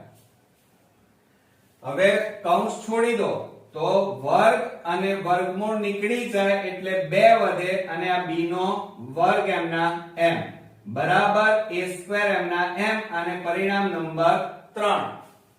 હવે આવું જો થાય તો મેં તમને સમજાવ્યું કે આ 2b² બરાબર a² એટલે આ બે ગુણાકારમાં છે, બરાબરની પેલી બાજુ લઈ જાઓ તો b² બરાબર a² છેદમાં 2. આનો મીનિંગ શું થાય કે a² ને પણ 2 વડે ભગાય છે અને a ને પણ 2 વડે ભાગી શકાય, એટલે કે આ 2 a² વડે a² ને ભાગી શકાય એટલે એના માટે શું લખાય કે a² એ 2 વડે વિભાજ્ય છે અને a પણ 2 વડે વિભાજ્ય છે, એટલે a² ને 2 વડે ભાગી શકાય, તે જ રીતે a ને પણ 2 વડે ભાગી શકાય. પરિણામ નંબર 4. હવે આપણે જાણીએ છીએ કે ધારો કે a બરાબર જોજો આ a છેદમાં 2 છે. હવે દાખલા તરીકે આપણે અહીંયા લઈએ, ચલો 5 લઈએ તો 5 ના અવયવ કેટલા થાય? 5 ગુણ્યા 1 થાય. 3 હોય તો 3 ગુણ્યા 1. એમ આ a છે, બરોબર. તો હવે આપણે શું કરીશું? a છેદમાં 2 બરાબર કશું ના હોય તો કેટલા લેવાય? 1 લેવાય. તો આ 1 ની જગ્યાએ આપણે શું લેવાનું? અહીંયા k લેવાનું મિત્રો. એટલે આ 2 ભાગાકારમાં છે, અહીંયા 1 ની જગ્યાએ આપણે શું લઈએ છીએ? k. સમજો બરોબર. તો આ 2 છે એ ભાગાકારમાં છે, આ બાજુ જાય તો ગુણાકાર એટલે 2k થાય. ખ્યાલ આવે ને તમને? તો a બરાબર 2k લીધા. હવે બંને બાજુ વર્ગ લઈ લો તો a નો પણ વર્ગ થાય અને 2k નો પણ વર્ગ. કૌંસ છોડી દઈએ તો a² બરાબર 2 નો વર્ગ 4 અને k નો વર્ગ. હવે તમે જુઓ આ કોની કિંમત આવી? a² ની. આ જે કિંમત છે એ આપણે આ સમીકરણ 3 માં મૂકી દઈએ તો શું થાય? 2b² બરાબર a ની જગ્યાએ આ a² છે એની જગ્યાએ આ મૂકો તો 4k². હવે આ બે ગુણાકારમાં છે, બરાબરની આ બાજુ લઈ જાઓ તો ભાગાકાર, 2 દૂ 4 છેદ ઉડાડ્યા તો વધ્યા કેટલા? b² બરાબર 2k². આવી ગયા. હવે આનો મીનિંગ શું થાય? તો ફરીથી હું રિપીટ કરી લઉં કારણ કે તમે ભૂલી જશો પાછા. તો જુઓ અહીંયા હવે આ બે શેમાં છે? ગુણાકાર. તો બરાબરની આ બાજુ લઈ જાઓ તો b² છેદમાં 2 બરાબર k² થાય અને એ જ રીતે b છેદમાં 2 બરાબર k લખાય. એટલે એનો મતલબ એ થાય કે b² ને પણ 2 વડે ભાગી શકાય છે પ્રમેય 1.3 પ્રમાણે, બરોબર. અને b ને પણ 2 વડે ભાગી શકાય, બરોબર. વિભાજ્ય છે, ભાગી શકાય એટલે. આને પરિણામ નંબર કયું આપ્યું? 5. હવે તમે પરિણામ 4 અને 5 જુઓ. આ 4 અને 5 આ a² અને a બંનેને 2 વડે ભાગાય છે. જુઓ 2 વડે ભાગી શકાય છે અને આ b² અને b એને પણ 2 વડે ભાગી શકાય છે. તો બંનેમાં સામાન્ય વસ્તુ શું આવી? 2 આવી મિત્રો. એટલે એનો મતલબ કે a અને b માં બંનેમાં સામાન્ય અવયવ કેટલો આવ્યો? 2. બરોબર. હવે અહીં તો શું કહે છે કે a અને b બંનેનો સામાન્ય અવયવ 2 છે, પણ અહીં તો શું કહે છે પરિણામ 2 માં? જુઓ a તથા b ને કોઈ સામાન્ય અવયવ નથી. તો આ પરિણામ આનો શું કરશે? વિરોધ કરશે. તો વિરોધ કરે છે એટલે એનો મતલબ કે અહીંયા એમ કહે છે કે a અને b નો કોઈ સામાન્ય અવયવ નથી, જ્યારે અહીં તો એમ કહે છે સામાન્ય અવયવ છે. એટલે આ આખી વાત કેવી છે મિત્રો? ખોટી છે. એટલે કે આ ધારણા ખોટી છે. એટલે કઈ ધારણા ખોટી છે? તો વર્ગમૂળમાં 2 એ સમય સંખ્યા છે, વર્ગમૂળમાં 2 એ અસમય નથી. આ ધારણા ખોટી છે. તો સાચી ધારણા કઈ હતી? તો વર્ગમૂળમાં 2 એ અસમય છે એમ સાબિત થાય છે. ક્લિયર મિત્રો? સમજાઈ ગયો આખો પ્રમેય? તો આ વિડિયો 2 વાર બરોબર ધ્યાનથી જોઈ લો અને તમારા ચોપડામાં સરસ રીતે તમે આ આખો પ્રમેય ધ્યાનથી આ રીતે લખજો હો, ટેક્સ્ટ બુક ની રીતે ના લખતા, કારણ કે એમાં અમુક પદો ડાયરેક્ટ છે. એટલે આ રીતે સ્ટેપ બાય સ્ટેપ સરસ રીતે લખી કાઢો, બે વાર વાંચી જાઓ અને પછી તમે એને તૈયાર કરો અને મોઢે લખી કાઢો. તો 3 માર્ક્સ આપણા ક્યાંય ગયા નથી. જુઓ મિત્રો, ઉદાહરણ 9 ની અંદર આપણને એમ કીધું છે કે √3 એટલે કે વર્ગમૂળમાં 3 એ અસમય સંખ્યા છે, સાબિત કરો. હવે આની જગ્યાએ વસ્તુ એકની એક જ છે, પણ તમને એમ પૂછવામાં વર્ગમૂળમાં 5, વર્ગમૂળમાં 7, આ બધી સંખ્યાઓ વર્ગમૂળમાં 11, તો આ બધી સંખ્યાઓ વર્ગમૂળમાં 11, 3, 5 આ બધી સંખ્યાઓ અસમય છે મિત્રો, અને સનાતન સત્ય છે. કેમ? કારણ કે વર્ગમૂળમાં 3, વર્ગમૂળમાં 5, વર્ગમૂળમાં 7 આ બધી સંખ્યાઓ ના વર્ગમૂળ નીકળતા નથી. દાખલા તરીકે વર્ગમૂળમાં 4 હોય તો તમે તરત લખો 4 નું વર્ગમૂળ 2. એમ 3, 5, 7, 11 આ બધાનું વર્ગમૂળ નીકળતું નથી. માટે આ બધી સંખ્યાઓ કેવી કહેવાય? અસમય. જ્યારે જેનું વર્ગમૂળ નીકળતું હોય એને સમય કહેવાય. હવે અહીંયા 3 નું વર્ગમૂળ નીકળતું નથી, માટે એ કેવી કહેવાય? અસમય. અને આ તો સાચું છે. હવે સાબિત શું કરીશું? હવે સાબિત તો ન થાય. કેમ? કારણ કે સનાતન વસ્તુ છે. જેમ આપણે જાણીએ છીએ કે પૃથ્વી ઉપર એક જ ચંદ્ર, એક જ સૂર્ય આવેલો છે, તો આ તો સનાતન સત્ય છે. બરોબર? તો કહેવાનો મતલબ એ છે કે હવે સાબિત કરવા માટે આપણે ધોરણ 9 ની અંદર એક રીત ભણી ગયા છે, અને એ છે નકારાત્મક રીત. હવે તમને એમ થશે કે સર નકારાત્મક રીત આવું તો ભણ્યા નથી. ભણ્યા છો મિત્રો. આ રીતને આપણે અનિષ્ટાપત્તિની રીત તરીકે ઓળખીએ છીએ. કઈ રીત તરીકે ઓળખીએ છીએ? અનિષ્ટાપત્તિની રીત. આ યાદ રાખજો. જે ધોરણ 9 માં જોયા, જેને નકારાત્મક રીત કહેવાય. કે દાખલા તરીકે સૂર્ય 1 છે, આ સાચી વાત છે. હવે એનું નકારાત્મક બોલવું હોય તો સૂર્ય 1 નથી. નથી એટલે એનો મતલબ શું થાય? કે સૂર્ય ઘણા બધા છે. બરોબર? આ ખોટું છે, પણ તેમ છતાં આપણે સાબિત કરવું છે એટલે ખોટી વસ્તુ પકડીશું. પણ ખોટી વસ્તુ હંમેશા ખોટી રહેવાની છે અને સાચી વસ્તુ સાચી જ રહેવાની. હવે તમે અહીંયા વર્ગમૂળમાં 3 એ અસમય છે, તો આપણે નેગેટિવ લખવાનું કે વર્ગમૂળમાં 3 એ અસમય નથી. હવે અસમય નથી તો એ કેવી હોય મિત્રો? સમય સંખ્યા હોય. એટલે વર્ગમૂળમાં 3 એ અસમય નથી તો સમય છે. આ બધું ખોટું જ છે, આપણે જાણીએ છીએ, પણ સાબિત કરવું છે કે ખરેખર √3 એ અસમય છે. એ સાબિત કરવું છે, એટલા માટે આપણે નકારાત્મક રીતનો ઉપયોગ કર્યો. હવે ધારી લઈએ, જો એક વસ્તુ યાદ રાખો, જો સમય સંખ્યા હોય, વર્ગમૂળમાં 4, 4 નું વર્ગમૂળ નીકળે એટલે 2 કહેવાય, તો એ સમય સંખ્યા છે. અને સમય સંખ્યા હોય તો એને કેવી રીતે દર્શાવી શકાય? p/q વડે દર્શાવી શકાય. p/q. હવે આપણી ટેક્સ્ટ બુકમાં p/q ની જગ્યાએ a/b આપેલું છે, તો આપણે ટેક્સ્ટ બુકને ફોલો કરીશું. એટલે આ p/q ની જગ્યાએ તમે શું લખશો? a/b લખશો. શું લખશો? a/b. જ્યાં b is not equal to 0, એટલે કે b ની કિંમત 0 નથી. ક્લિયર? ખ્યાલ આવ્યો? પ્રમેય 1.3. હવે બીજી વાત કરીએ. એટલે એનો મતલબ એ થયો કે આપણે વર્ગમૂળમાં 3 એ કેવી છે? સમય. સમય એટલે 1/b લીધું, પરિણામ નંબર 1 આપ્યું. ક્લિયર? હવે આ a અને b એ કેવા છે મિત્રો? તો ધ્યાન રાખજો, a અને b એ પૂર્ણાંક છે અને b એ કેવા છે? શૂન્યેતર છે. કેવા છે? શૂન્યેતર.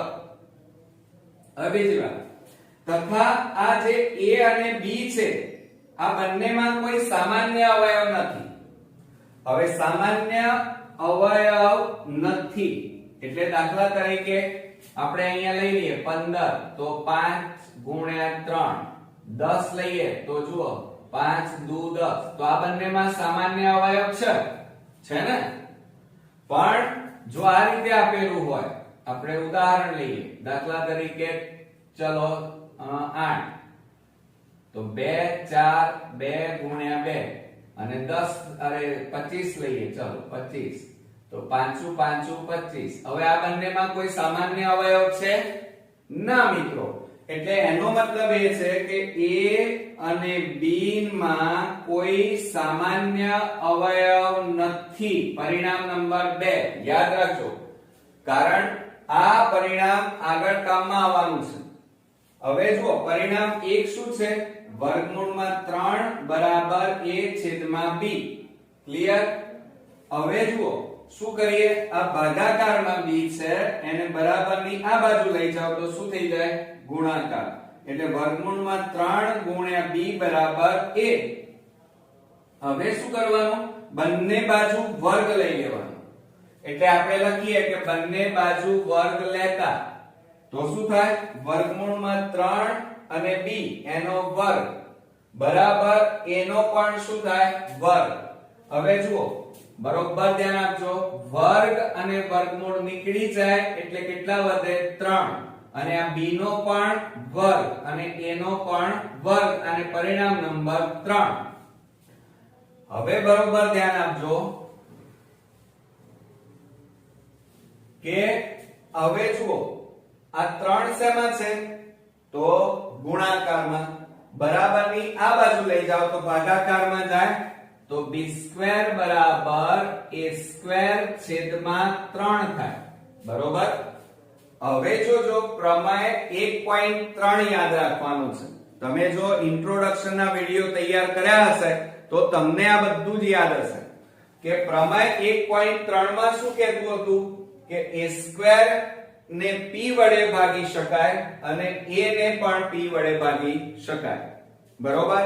એટલે એનો મતલબ એ થાય કે આ a² ને નીચે કેટલા છે? 3. તો a² ને 3 વડે ભાગી શકાય તો આ a ને પણ 3 વડે ભાગી શકાય.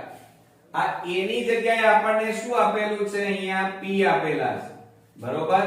આ a² એ તો ખરા પણ આ 3 એ p છે. 3 3 એટલે a² ને 3 વડે ભાગી શકાય તો a ને પણ 3 વડે ભાગી શકાય.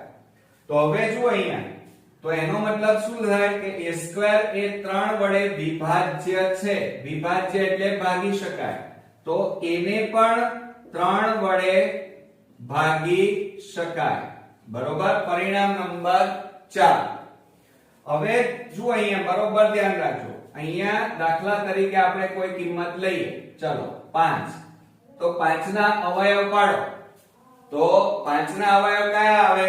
1 અને 5 એટલે 5 ગુણ્યા 1 થાય. દાખલા તરીકે 3 તો 3 ગુણ્યા 1 કહેવાય. બરોબર? તો અહીંયા આપણને શું આપ્યું છે? ધ્યાન રાખજો કે a બરાબર 3 અને 1 ની જગ્યાએ આપણે શું લખીશું? k લખીશું. શું લખીશું? k. તો જો અહીંયા આપણે ધારી લઈએ a બરાબર 3k. ક્લિયર? જોજો હો બરોબર. a બરાબર 3k. હવે બંને બાજુ વર્ગ લો. જેમ અહીંયા આપણે શું લીધું હતું? અહીંયા આપણે કેટલા લીધા હતા? a બરાબર વર્ગમૂળમાં 3b લીધા હતા. હવે અહીંયા જુઓ a બરાબર કેટલા છે? 3k લીધા. 3 તો હતા કેમ? કારણ કે a ને 3 વડે વિભાજ્ય છે એટલે 3 વડે તો ભાગી શકાય, પણ 3 ના અવયવ કયા? તો 1 પણ આવે. તો 1 ની જગ્યાએ આપણે કેટલા લઈએ છીએ? k. હવે આપણે બંને બાજુ વર્ગ લઈએ તો a નો પણ વર્ગ અને 3k નો પણ વર્ગ. હવે કૌંસ છોડો તો a² બરાબર 3 નો વર્ગ 9 અને k² થાય. ક્લિયર? હવે જોજો હા બરોબર. હવે આ 9 શેમાં છે? ગુણાકારમાં. આ બાજુ લઈ જાવ તો ભાગાકારમાં જાય. બીજી વાત, હવે આ a² બરાબર 9k² આવ્યા. હવે આ જે a² ની કિંમત છે એ આપણે અહીંયા મૂકી દઈએ પરિણામ 3 માં. તો a² ની કિંમત સમીકરણ 3 માં મૂકતા હવે આ 3b² એમના એમ બરાબર a² ની જગ્યાએ 9k² મૂક્યા. હવે આ 3 ગુણાકારમાં છે, આ બાજુ લઈ જાવ તો ભાગાકારમાં, તો 3 તારી 9, તો b² બરાબર 3k² આવે. હવે જોજો બરોબર કેટલા આવ્યા, b² બરાબર 3k². હવે આ 3 શેમાં છે, ગુણાકારમાં, બરાબરની આ બાજુ લઈ જાવ તો b²/3 બરાબર k².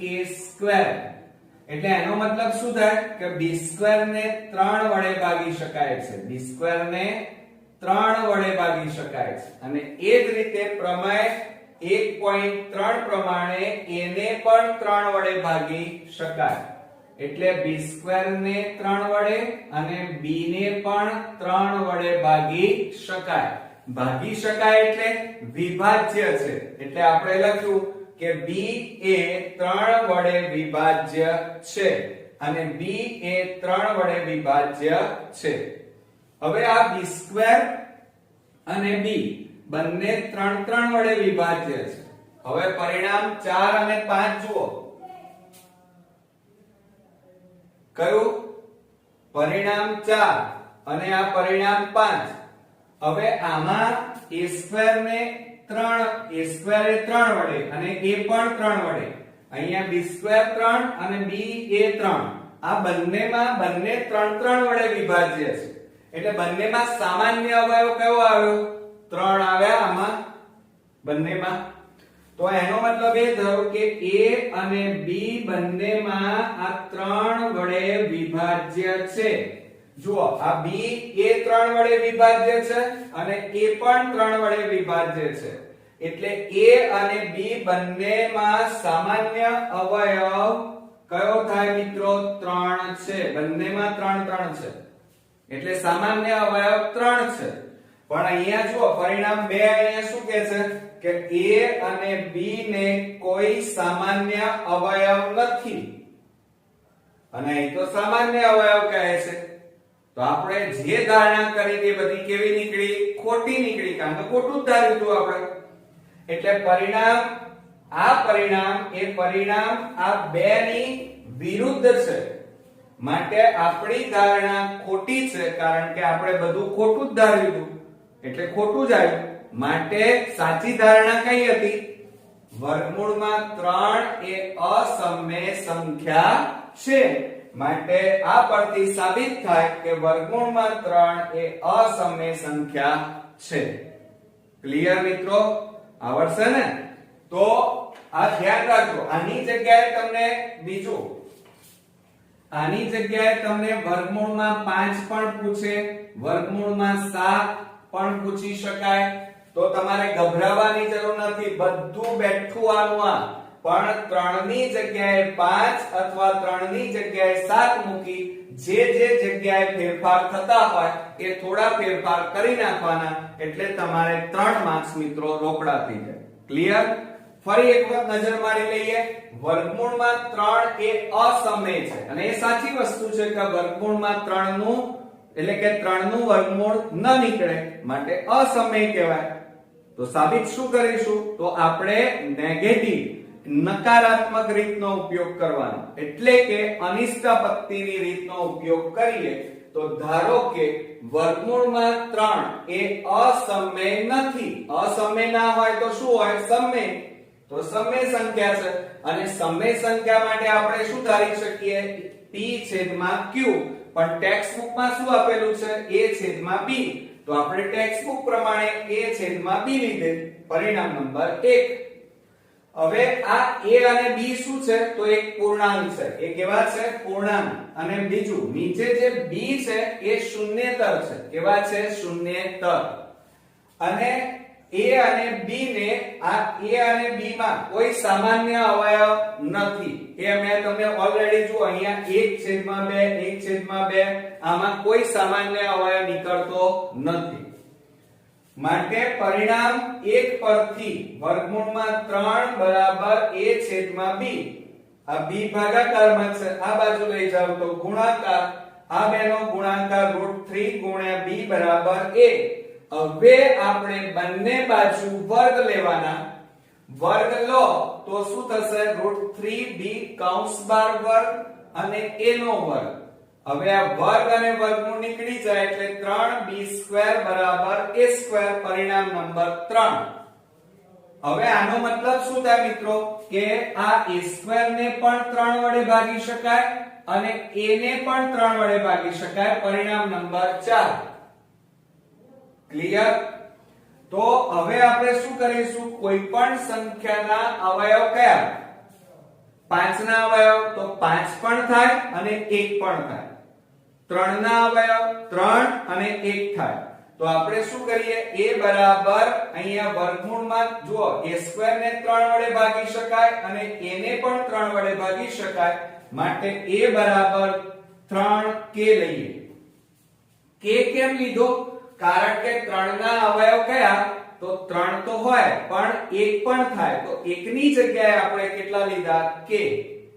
હવે આ બંને બાજુ વર્ગ લઈ લો તો a² બરાબર 3k કૌંસ બાર વર્ગ, કૌંસ છોડી દો તો a² બરાબર 9k² થાય. હવે જુઓ, આ જે કિંમત છે એ સમીકરણમાં 3 માં અહીંયા મૂકી દો a² ની જગ્યાએ, તો 3b² બરાબર 9k².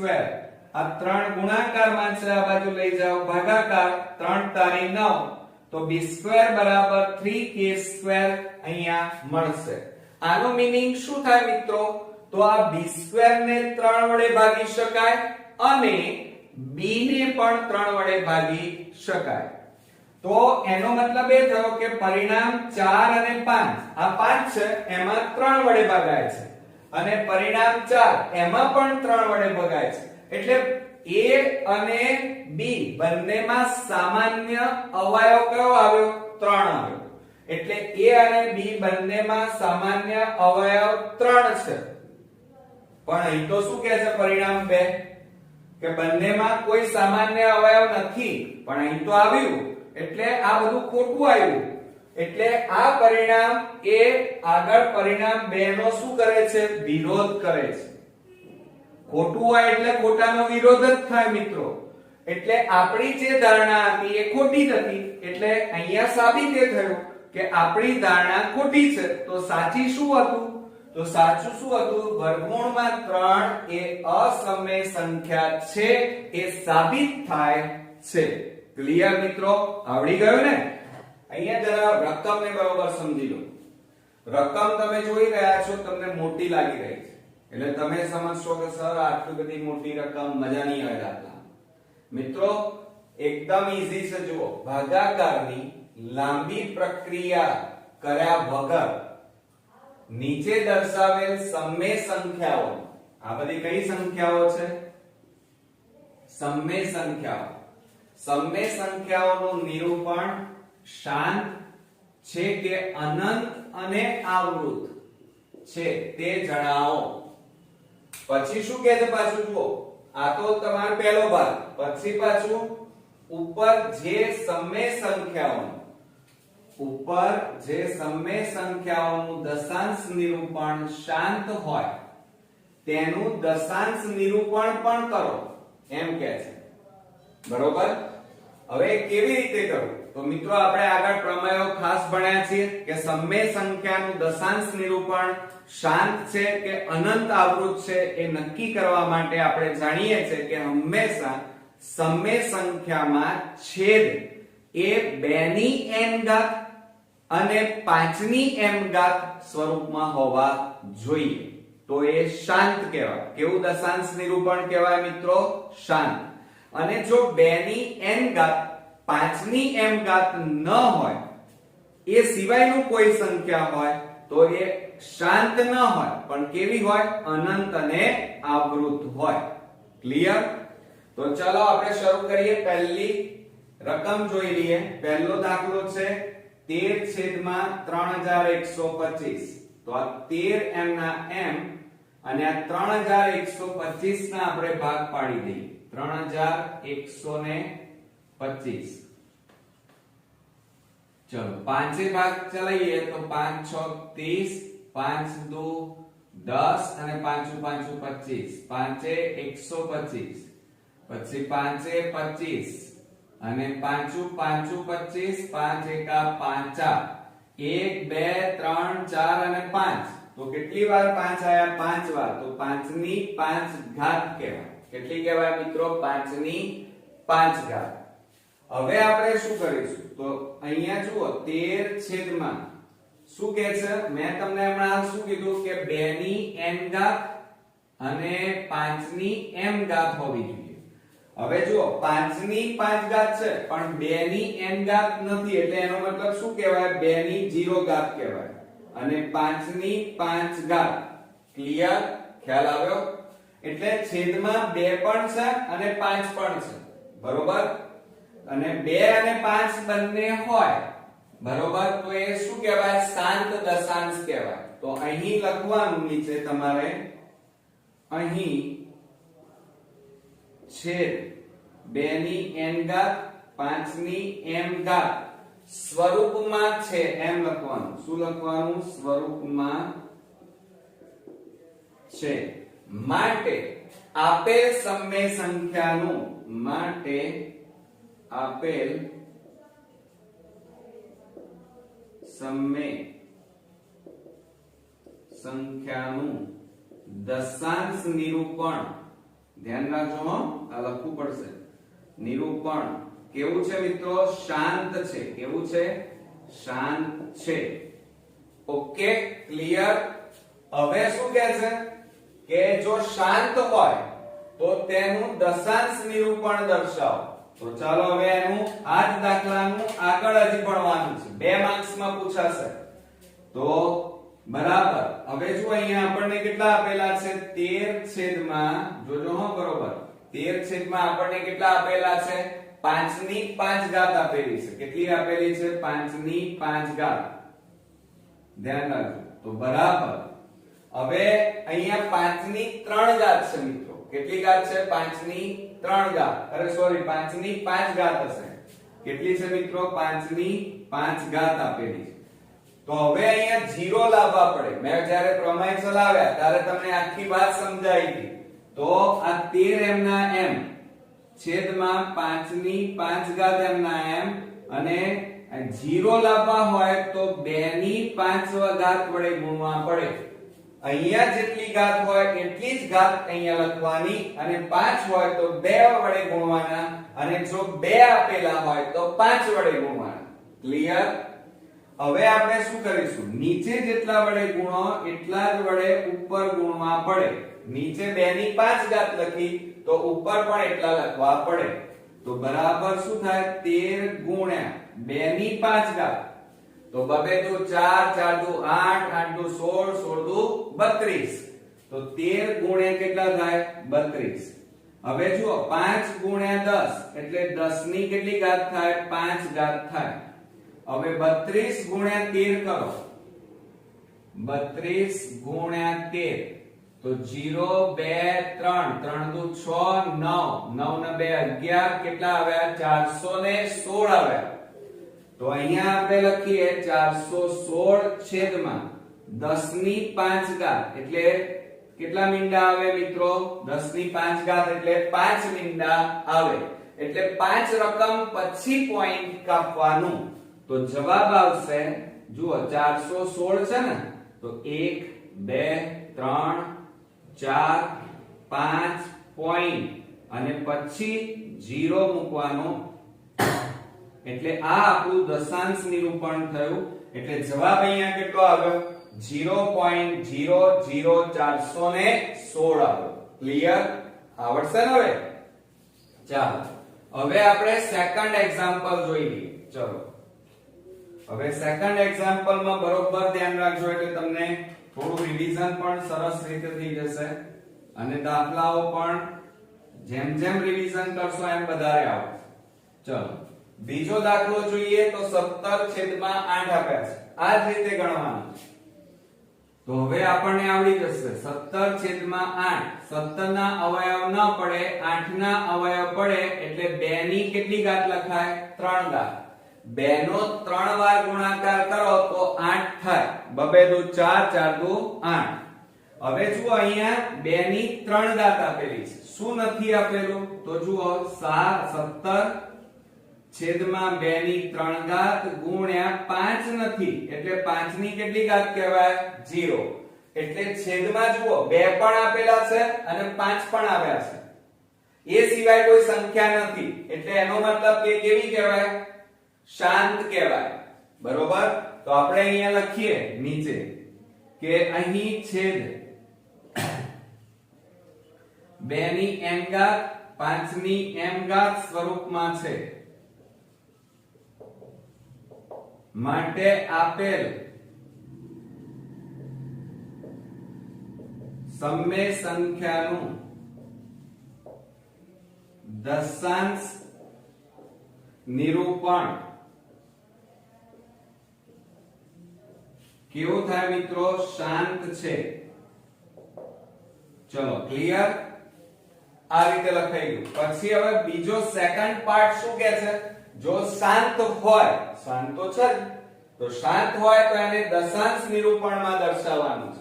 તો હવે આપણે પાછા લખીએ. અહીંયા જુઓ કે 17 છેદમાં કેટલા આપેલા છે? 2 ની 3 ઘાત છે. હવે અહીંયા 2 ની 3 ઘાત છે, તો શું નથી? 5 નથી. એટલે અહીંયા જો 3 ઘાત હોય તો 5 ની પણ કેટલી ઘાત લખવાની? 3 ઘાત. યાદ રાખજો, નીચે જે સંખ્યા લખી એ જ સંખ્યા વડે ઉપર ગુણી નાખવાના, એટલે 5 ની 3 ઘાત ઉપર પણ લખવાની. તો બરાબર 17 ગુણ્યા 5 ની 3 ઘાત, એટલે 5 નો 3 વાર ગુણાકાર કરીએ તો 5 5 25, 25 પંચા 125, અને છેદમાં 2 ની 3 ઘાત એટલે 8, અને ગુણ્યા, અથવા એમ ન કરવું હોય તો 5, જુઓ ઘાત તો બંનેની સરખી જ હોય, એટલે 5 દુ 10, 10 ની 3 ઘાત. બરોબર? હવે 125 ગુણ્યા 17 કરો તો 0 5 2 1, 7 પંચા 35, 7 દુ 14 ને 3 17, 7 એકા 7 ને 1 8, 5 ને 7 12, 11, કેટલા આવ્યા? 2125. 2125 અને 10 ની 3 ઘાત, એટલે 10 ગુણ્યા 10 ગુણ્યા 10 કરો તો કેટલા આવશે મિત્રો? 1000. માટે બરાબર. હવે અહીંયા છેદમાં 3 મીંડા છે, એટલે 3 રકમ પછી પોઈન્ટ કાપવાનું, તો શું જવાબ આવે? 2.125 જવાબ આવે. કેટલો આવે મિત્રો? 2.125 જવાબ થશે. ઓકે, આવડી ગયા ને? હજી આપણે ત્રીજો એક દાખલો લઈ લઈએ કે જેથી કરીને હજી તમારી પ્રેક્ટિસમાં વધારો થાય. ચાલો હવે આપણે ત્રીજો દાખલો લઈશું. હવે ત્રીજા દાખલામાં આપણને 64 છેદમાં 455 આપેલા છે. હવે આપણને જુઓ 64 આપ્યા, 64 એટલે એના ભાગ પાડો. ચાલો આમ તો ડાયરેક્ટ પડાય હો. 2 32 દુ 64, 2 16 દુ 32, 2 8 16, 2 4 8, 2 દુ 4, 2 એકા 2. તો બગડા કેટલા છે? 6. તો અહીંયા શું લખવાનું? 2 ની 6 ઘાત છેદમાં.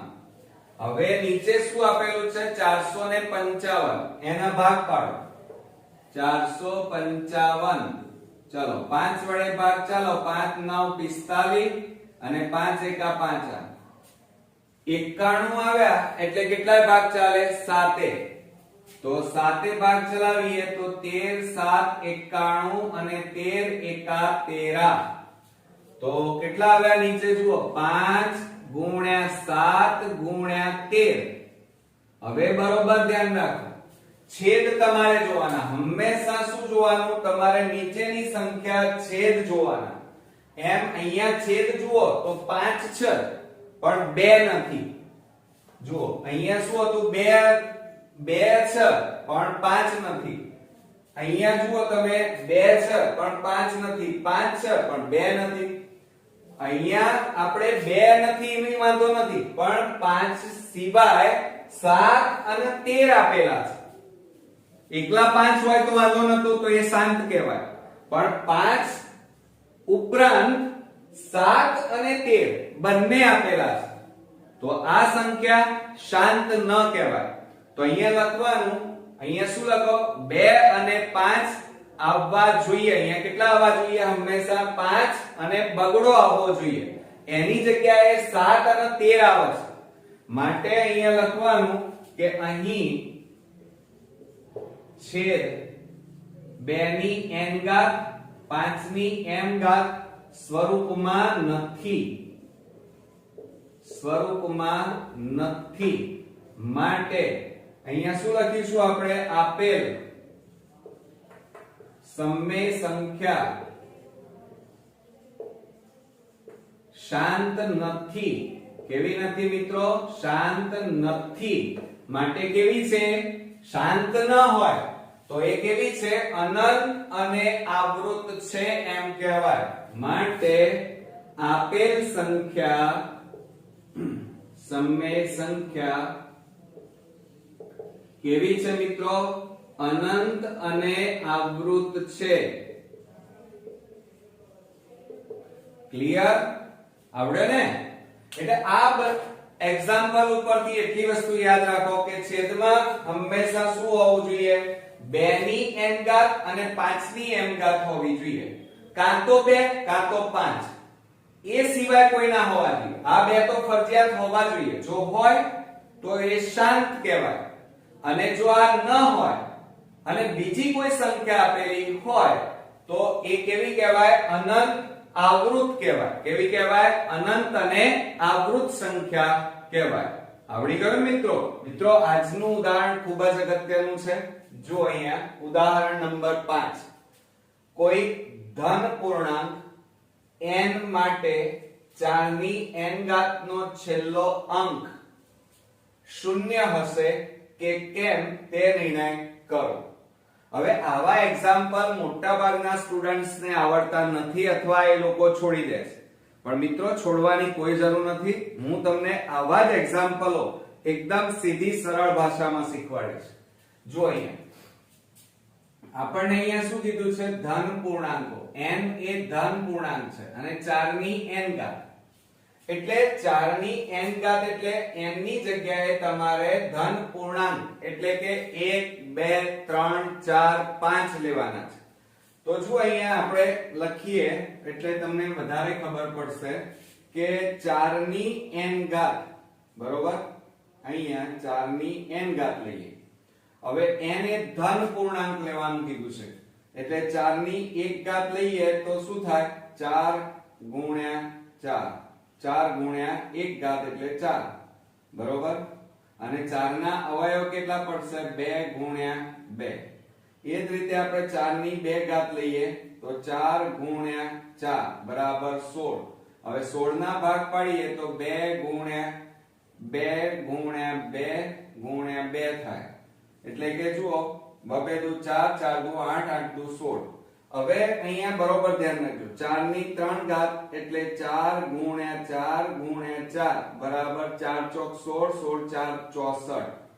એ જ રીતે 4 ની 4 ઘાત લઈએ તો 4 ગુણ્યા 4 ગુણ્યા 4 ગુણ્યા 4 ગુણ્યા 4, 4 4 16, 16 4 64 અને 64 ગુણ્યા 4 કરો તો 4 ચોક 16 વધી પડી 1, 6 4 24 ને 1 25, 256 થાય. હવે તમે બરોબર ધ્યાનથી જુઓ કે આપણે ધન પૂર્ણાંકો લીધા n ની જગ્યાએ, એટલે કે 4 ની 1 ઘાત, 4 ની 2 ઘાત, 4 ની 3 ઘાત, 4 ની 4 ઘાત, આવા ઘણા બધા ઉદાહરણ લીધા અને બધા ઉદાહરણની અંદર તમે જોયું હશે કે એક તો 4 મળે, અહીંયા 16, 64 અને 256 મળે. હવે આ બધામાં શું કહે છે કે 4 ની n ઘાત નો છેલ્લો અંક, આનો છેલ્લો અંક કેવો હોય? શૂન્ય હશે કે નહીં એ ચેક કરવાનું છે. તો છેલ્લો અંક 0 મળે છે? ના, એટલે આ કેન્સલ. અહીંયા છેલ્લો અંક 0 છે? ના. અહીંયા ના. છેલ્લો અંક આપણને અહીંયા 6 મળે છે, અહીંયા 4, અહીંયા 6, અહીંયા 4, એટલે 0 મળતો નથી. ઓકે, તો હવે આપણે બીજી વાત કરીએ. ચલો, દાખલા તરીકે 10 લઈએ તો એના ભાગ પાડો તો 2 5 10. પછી આપણે 20 લઈએ તો શું થાય? 2 ગુણ્યા 2 બબે દુ 4 પંચા 20. હવે 30 ના ભાગ પાડીએ તો 2 2 5 2 3 6 6 પંચા 30. 40 ના ભાગ પાડો. ચાલો, તો શું ભાગ પડશે? બબે દુ 4 4 દુ 8 બબે દુ 4 4 દુ 8 8 પંચા 40 અને 2 તારી 6 6 પંચા 30. પછી 50 લઈએ. એ રીતે 50 ના ભાગ પાડો તો 2 ગુણ્યા 5 10. જુઓ, 50 ના ભાગ પાડતા ન આવડે તો આ રીતે પાડી દેવાના. 2 25 દુ 50, પછી 5 5 25 અને 5 1 5, તો 5 5 25 25 દુ 50. હવે આ બધામાં જુઓ, એકમનો અંક એટલે કે છેલ્લો અંક 0 ક્યારે આવે છે આ બધામાં? તો એક તો આ બધા પરિણામોનું પ્રિડિક્શન કરીએ તો જુઓ, આમાં કેટલા આવે છે? 2 અને 5, 2 5 2 5. પહેલો અંક 2 અને છેલ્લો અંક 5, પહેલો અંક 2 અને છેલ્લો અંક 5.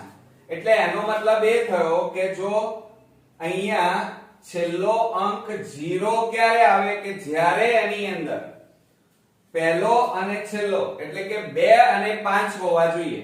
એ સિવાય બીજી કોઈ સંખ્યા હોય તો ચાલે, પરંતુ પહેલો અને છેલ્લો અંક તમારી પાસે કયો જોઈએ? 2 અને 5 આવવો જોઈએ, તો છેલ્લો અંક 0 હશે. પરંતુ અહીં તો જુઓ, આપણે આ ભાગ પાડ્યા બરોબર, તો એમાં પહેલો અંક તમે જુઓ, અહીંયા ક્યાંય પહેલા અંકમાં ક્યાંય 0 આવે છે? ના. 4 6 4 6 આવે છે. એટલે એનો મતલબ એ થયો કે તમે 4 ની n ઘાતમાં ધન પૂર્ણાંકો ગમે તેટલા મૂકો પણ છેલ્લો અંક 0 નહીં આવે. કેમ? કારણ કે 0 લાવવા માટે છેલ્લો અંક 0 ક્યારે આવે? કે જ્યારે એની પહેલો અને છેલ્લું પદ, પહેલા પદમાં 2 અને છેલ્લા પદમાં હંમેશા શું આવવું જોઈએ? 2 અને 5 આવે તો, અને તો જ માત્ર છેલ્લો અંક 0 હોય. ક્લિયર? હવે સમજાયું મિત્રો? તો હવે આને આપણે શું લખાય? તો જે સંખ્યાના અવિભાજ્ય અવયવીકરણમાં અવિભાજ્ય તરીકે કેટલા? 2 અને 5 હોય, અવિભાજ્યના અવયવીકરણમાં 2 અને 5 હોય, તે સંખ્યાનો છેલ્લો અંક 0 હોય. ક્લિયર? ફરીથી જોઈ લો કે છેલ્લો 4 ની n ઘાત નો છેલ્લો અંક 0 ક્યારે હોય? તો જે સંખ્યાના અવિભાજ્ય અવયવીકરણમાં, આ અવિભાજ્ય અવયવીકરણમાં છેલ્લો અંક અવિભાજ્ય તરીકે પહેલો અને છેલ્લો એટલે કે 2 અને 5 હોય, તે સંખ્યાનો છેલ્લો અંક કેવો હોય મિત્રો? 0 હોય. તો હવે આપણે આ 4 ની n ઘાત આપેલી છે, તો આ 4 ની n ઘાત લખી. હવે 4 ની જગ્યાએ શું લખાય? 2 ની 2 ઘાત લખાય અને કૌંસ બહાર n તો છે જ. હવે આ 2 ના 2 અને આ 2 ગુણ્યા n એટલે કેટલા થાય? 2 ની 2n ઘાત એટલે કે twice n ઘાત. માટે 4 ની n ઘાત ના અવિભાજ્ય અવયવોમાં આ બધાના અવયવ તમે પાડો તો જુઓ 2 મળે છે ને કે? પરંતુ એમાં શું નથી મળતું તમને? આમાં આ બધામાં શું નથી મળતું? ચલો આના ભાગ પાડીએ તો જુઓ 64 ના ભાગ પાડો તો જુઓ 64 ના આપણે અહીંયા ભાગ પાડી દઈએ. 2 32 દુ 64, 2 16 દુ 32, 2 8 16, 2 4 8, બબે દુ 4 અને 2 એકા 2. હવે આ બધામાં બગડા મળે છે, પરંતુ અહીંયા આપણે જરૂર શેની છે? 5 ની પણ જરૂર છે અને 5 મળતા નથી મિત્રો. માટે 4 ની n ઘાત નો છેલ્લો અંક, જોજો 4 ની n ઘાત નો છેલ્લો અંક ક્યારે 0 મળે નહીં. આવડશે ને? હવે આપણે ઉદાહરણ 6 જોઈએ કે અવિભાજ્ય અવયવીકરણની પદ્ધતિથી 6 અને 20 નો ગુસાઅ, ગુરુત્તમ સામાન્ય અવયવ અને લસા શોધો. એકદમ ઈઝી છે અને આવડી પણ જશે. જુઓ 6 અને 20 નો ગુસા શોધવાનો છે. તો પહેલા આપણે આ રીતે 6 ના ભાગ પાડી દઈએ. 2 3 6, 3 એકા 3 ક્લિયર. એટલે 6 ના અવયવ કયા આવ્યા મિત્રો? 2 ગુણ્યા 3 આવ્યા. ઓકે.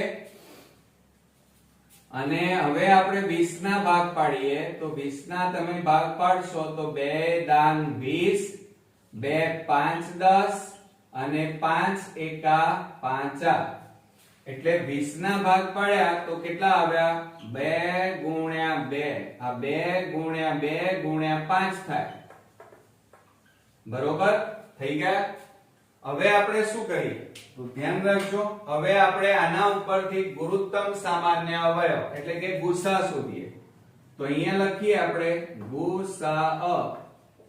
પણ કોનો શોધવાનો છે? 6 અને 20 નો ગુસા બરાબર. ગુસા એટલે ગુરુત્તમ, મોટામાં મોટો અને સામાન્ય હોવો જોઈએ. તો બંનેમાં હોય એવો અવયવ કયો? તો બંનેમાં 2 2 છે. એ સિવાય બીજું કઈ સામાન્ય છે? ના, નથી. 3 છે બંનેમાં? ના. 2 હવે છે? ના. 5 બંનેમાં નથી. એટલે ફક્ત અને ફક્ત કેટલા આવે છે? 2. માટે ગુસા કેટલો થાય મિત્રો? 2 થાય. હવે એ રીતે આપણે લસા લઈ લઈએ. લઘુત્તમ સામાન્ય અવયવ 6 અને 20 નો. લઘુત્તમ એટલે નાનામાં નાનો. તો નાનામાં નાનો અવયવ જો આ બંનેમાં કયો છે? 2. એ સિવાય પણ જે બાકી રહેશે કોણ? 3. એ સિવાય આમાં કોણ બાકી રહે છે? આ 2. અને બીજું શું બાકી રહ્યું? 5. આ બધાનો ગુણાકાર કરો એટલે એ શું આવી જાય? લસા. 5 દુ 10, 10 તારી 30, 30 દુ 60. આવડશે ને મિત્રો? છે ને એકદમ ઈઝી. એટલે આવા દાખલાઓથી ગભરાવું નહીં કે આવા એક્ઝામ્પલ થી પણ ગભરાવાની જરૂર નથી. ફક્ત આવા એક્ઝામ્પલમાં પ્રેક્ટિસ અને નિયમિત તમે વિડિયો વારંવાર જોશો તો ઓટોમેટિક તમને દાખલા આવડી જશે. હવે મિત્રો આપણે ઉદાહરણ 7 જોઈએ. એમાં 96 અને 404 નો ગુસા અવિભાજ્ય અવયવની રીતે મેળવો. પહેલા ગુસા મેળવવાનું કહે છે અને ગુસા શોધી અને તે પરથી તેનો લસા શોધો. રકમને બરોબર સમજજો.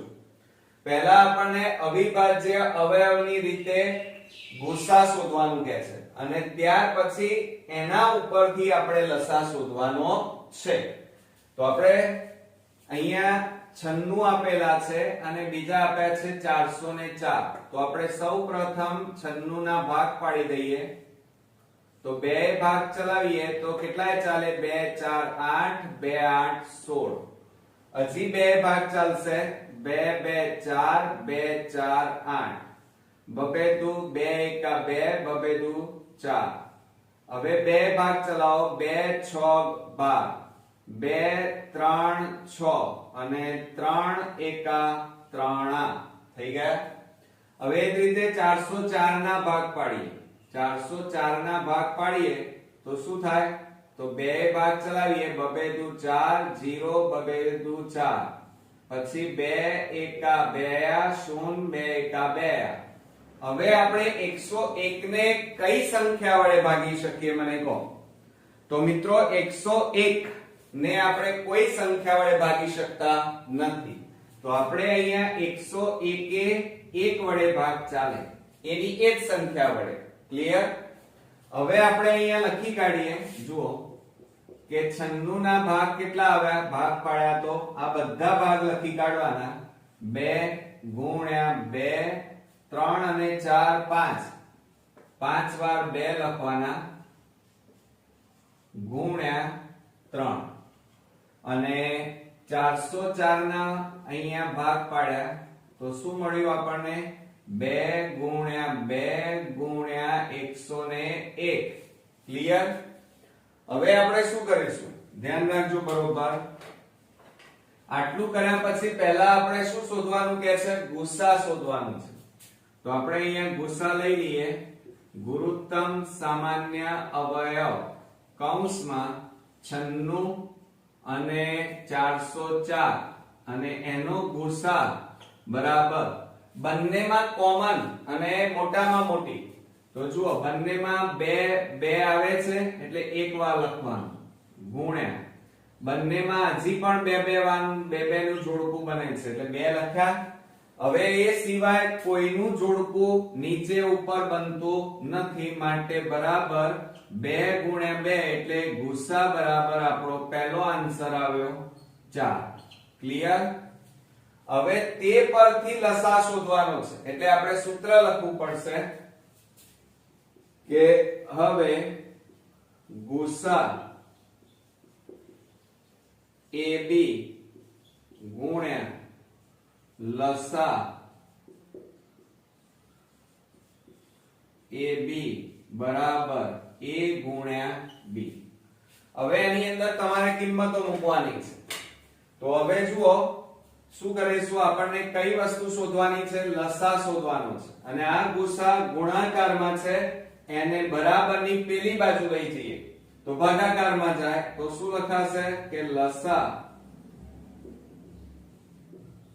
AB બરાબર A ગુણ્યા B અને છેદમાં આ છેદમાં જતા રહે ગુસા AB બરોબર. હવે એની અંદર કિંમતો મૂકીશું તો શું થાય? લસા લઘુત્તમ સામાન્ય અવયવ. હવે A ની જગ્યાએ તમારે કેટલા લખવાના? 96 અને B ની જગ્યાએ 404. તો આ 96 અને 404 બરાબર A ની જગ્યાએ કેટલા મૂકવાના કીધા? 96 ગુણ્યા 404 અને છેદમાં જોજો ગુસા AB એટલે 96 404 એનો ગુસા કેટલો આવ્યો? 4. તો નીચે તમારે લખવાનું 404 નો ગુસા 4 આવ્યો. હવે છેદ ઉડાડીએ તો 4 એકા 4 0 અને 4 એકા 4. તો બરાબર અહીંયા કેટલા આવ્યા? 96 ગુણ્યા કેટલા વધ્યા આપણી પાસે? 101. હવે આ 101 ગુણ્યા 96 કરીએ 0 9 એકા 9 0 9 6 0 6 એકા 6 6 9 6 9 9696 જવાબ આવશે આ બંનેનો ગુણાકાર. એટલે તમારે અહીંયા લખવાનું કે લસા 96 અને 404 બરાબર 9696. આ શું આવ્યો? આપણો લસા આવી ગયો મિત્રો. ક્લિયર? આ આપણો ફાઇનલી જવાબ જે પૂછ્યો હતો. હવે આ ગુસા ઉપરથી લસા કીધું હોય ત્યારે આ સૂત્રની મદદથી તમારે શોધવું પડશે. ધ્યાન રાખજો આ સૂત્ર તમને મોઢે હોવું જોઈએ કે ગુસા AB ગુણ્યા લસા AB બરાબર A ગુણ્યા B. આના ઉપરથી આપણે શોધવાનું હતું. હવે આપણે ઉદાહરણ 8 જોઈએ. એમાં આપણને શું કીધું છે? અવિભાજ્ય અવયવની રીતથી 6 72 અને 102 નો ગુસા અને લસા શોધો. બંને જોડે જ શોધવાના છે. તો હવે આપણે પહેલા અવિભાજ્ય અવયવની રીતથી ભાગ પાડી દઈએ. કોના કોના? 6 72 અને 102 ના ભાગ પાડી દઈએ. ચાલો હવે પહેલા આપણે 6 ના ભાગ પાડીએ. બહુ જ ઈઝી છે આ તો. 2 3 6 3 એકા 3. હવે એ જ રીતે 72 ના ભાગ પાડો. ચાલો 72 ના આપણે ભાગ પાડીએ તો 2 ભાગ ચલાવીએ. 36 દુ 72 2 18 દુ 36 2 9 18 3 3 9 અને 3 એકા 3 થઈ ગયું. હવે આપણે 102 ના ભાગ પાડીશું. તો 102 ના ભાગ પાડીએ તો શું થશે? 2 ભાગ ચલાવીએ તો 2 5 10, 2 એકા 2 આ. હવે આપણે 2 ભાગ ચલાવ્યા, અહીંયા 102 નથી મિત્રો, 120 આપેલા છે. કેટલા આપેલા છે આપણને? 120 આપેલા છે. તો જો અહીંયા થોડી પ્રિન્ટિંગ મિસ્ટેક હોય છે, તો 120 ના આપણે ભાગ પાડવા પડશે. તો 2 6 12, પછી 2 ભાગ ચલાવો તો 30 દુ 60, 2 હજી ભાગ ચાલે, 2 15 દુ 30. હવે 2 ભાગ ચાલશે નહીં, તો 3 ભાગ ચાલશે. 3 5 15 અને 5 એકા 5 ભાગ પડી ગયા ત્રણેયના. હવે આપણે પહેલા ગુસા શોધી કાઢીએ. ચાલો, તો પહેલા જુઓ 6 ના અવયવ પાડ્યા તો કેટલા આવ્યા? 2 ગુણ્યા 3. ચાલો, પછી 72 ના આપણે ભાગ પાડ્યા તો 2 ગુણ્યા 2 ગુણ્યા 2 ગુણ્યા 3 ગુણ્યા 3 આવે. ત્યાર પછી 120 ના આપણે ભાગ પાડ્યા તો 2 ગુણ્યા 2 ગુણ્યા 2 ગુણ્યા 3 ગુણ્યા 5 આવે. ક્લિયર? હવે આના ઉપરથી આપણે ગુસા શોધવો છે. ચાલો, તો નીચે આપણે લખીએ, ગુસા એકલું પણ લખાય, અને જો તમે આ રીતે લખો ગુસા ત્રણેયનો, એટલે કે 6 72 અને 120. હવે એનો ગુસા એટલે શું? બંનેમાં કોમન વસ્તુ, બંનેમાં સામાન્ય હોય એવી સંખ્યા કઈ? ત્રણેયમાં હોય એવી, હો, બેમાં નહીં. અહીંયા ત્રણ સંખ્યાઓ છે, એટલે ત્રણેયમાં કોમન, ત્રણેયમાં સામાન્ય હોય એવી સંખ્યા લેવાની. તો ત્રણેયમાં 2 છે. પછી બીજી કઈ સંખ્યા છે? તો 3 3 3. તો 3 પણ છે.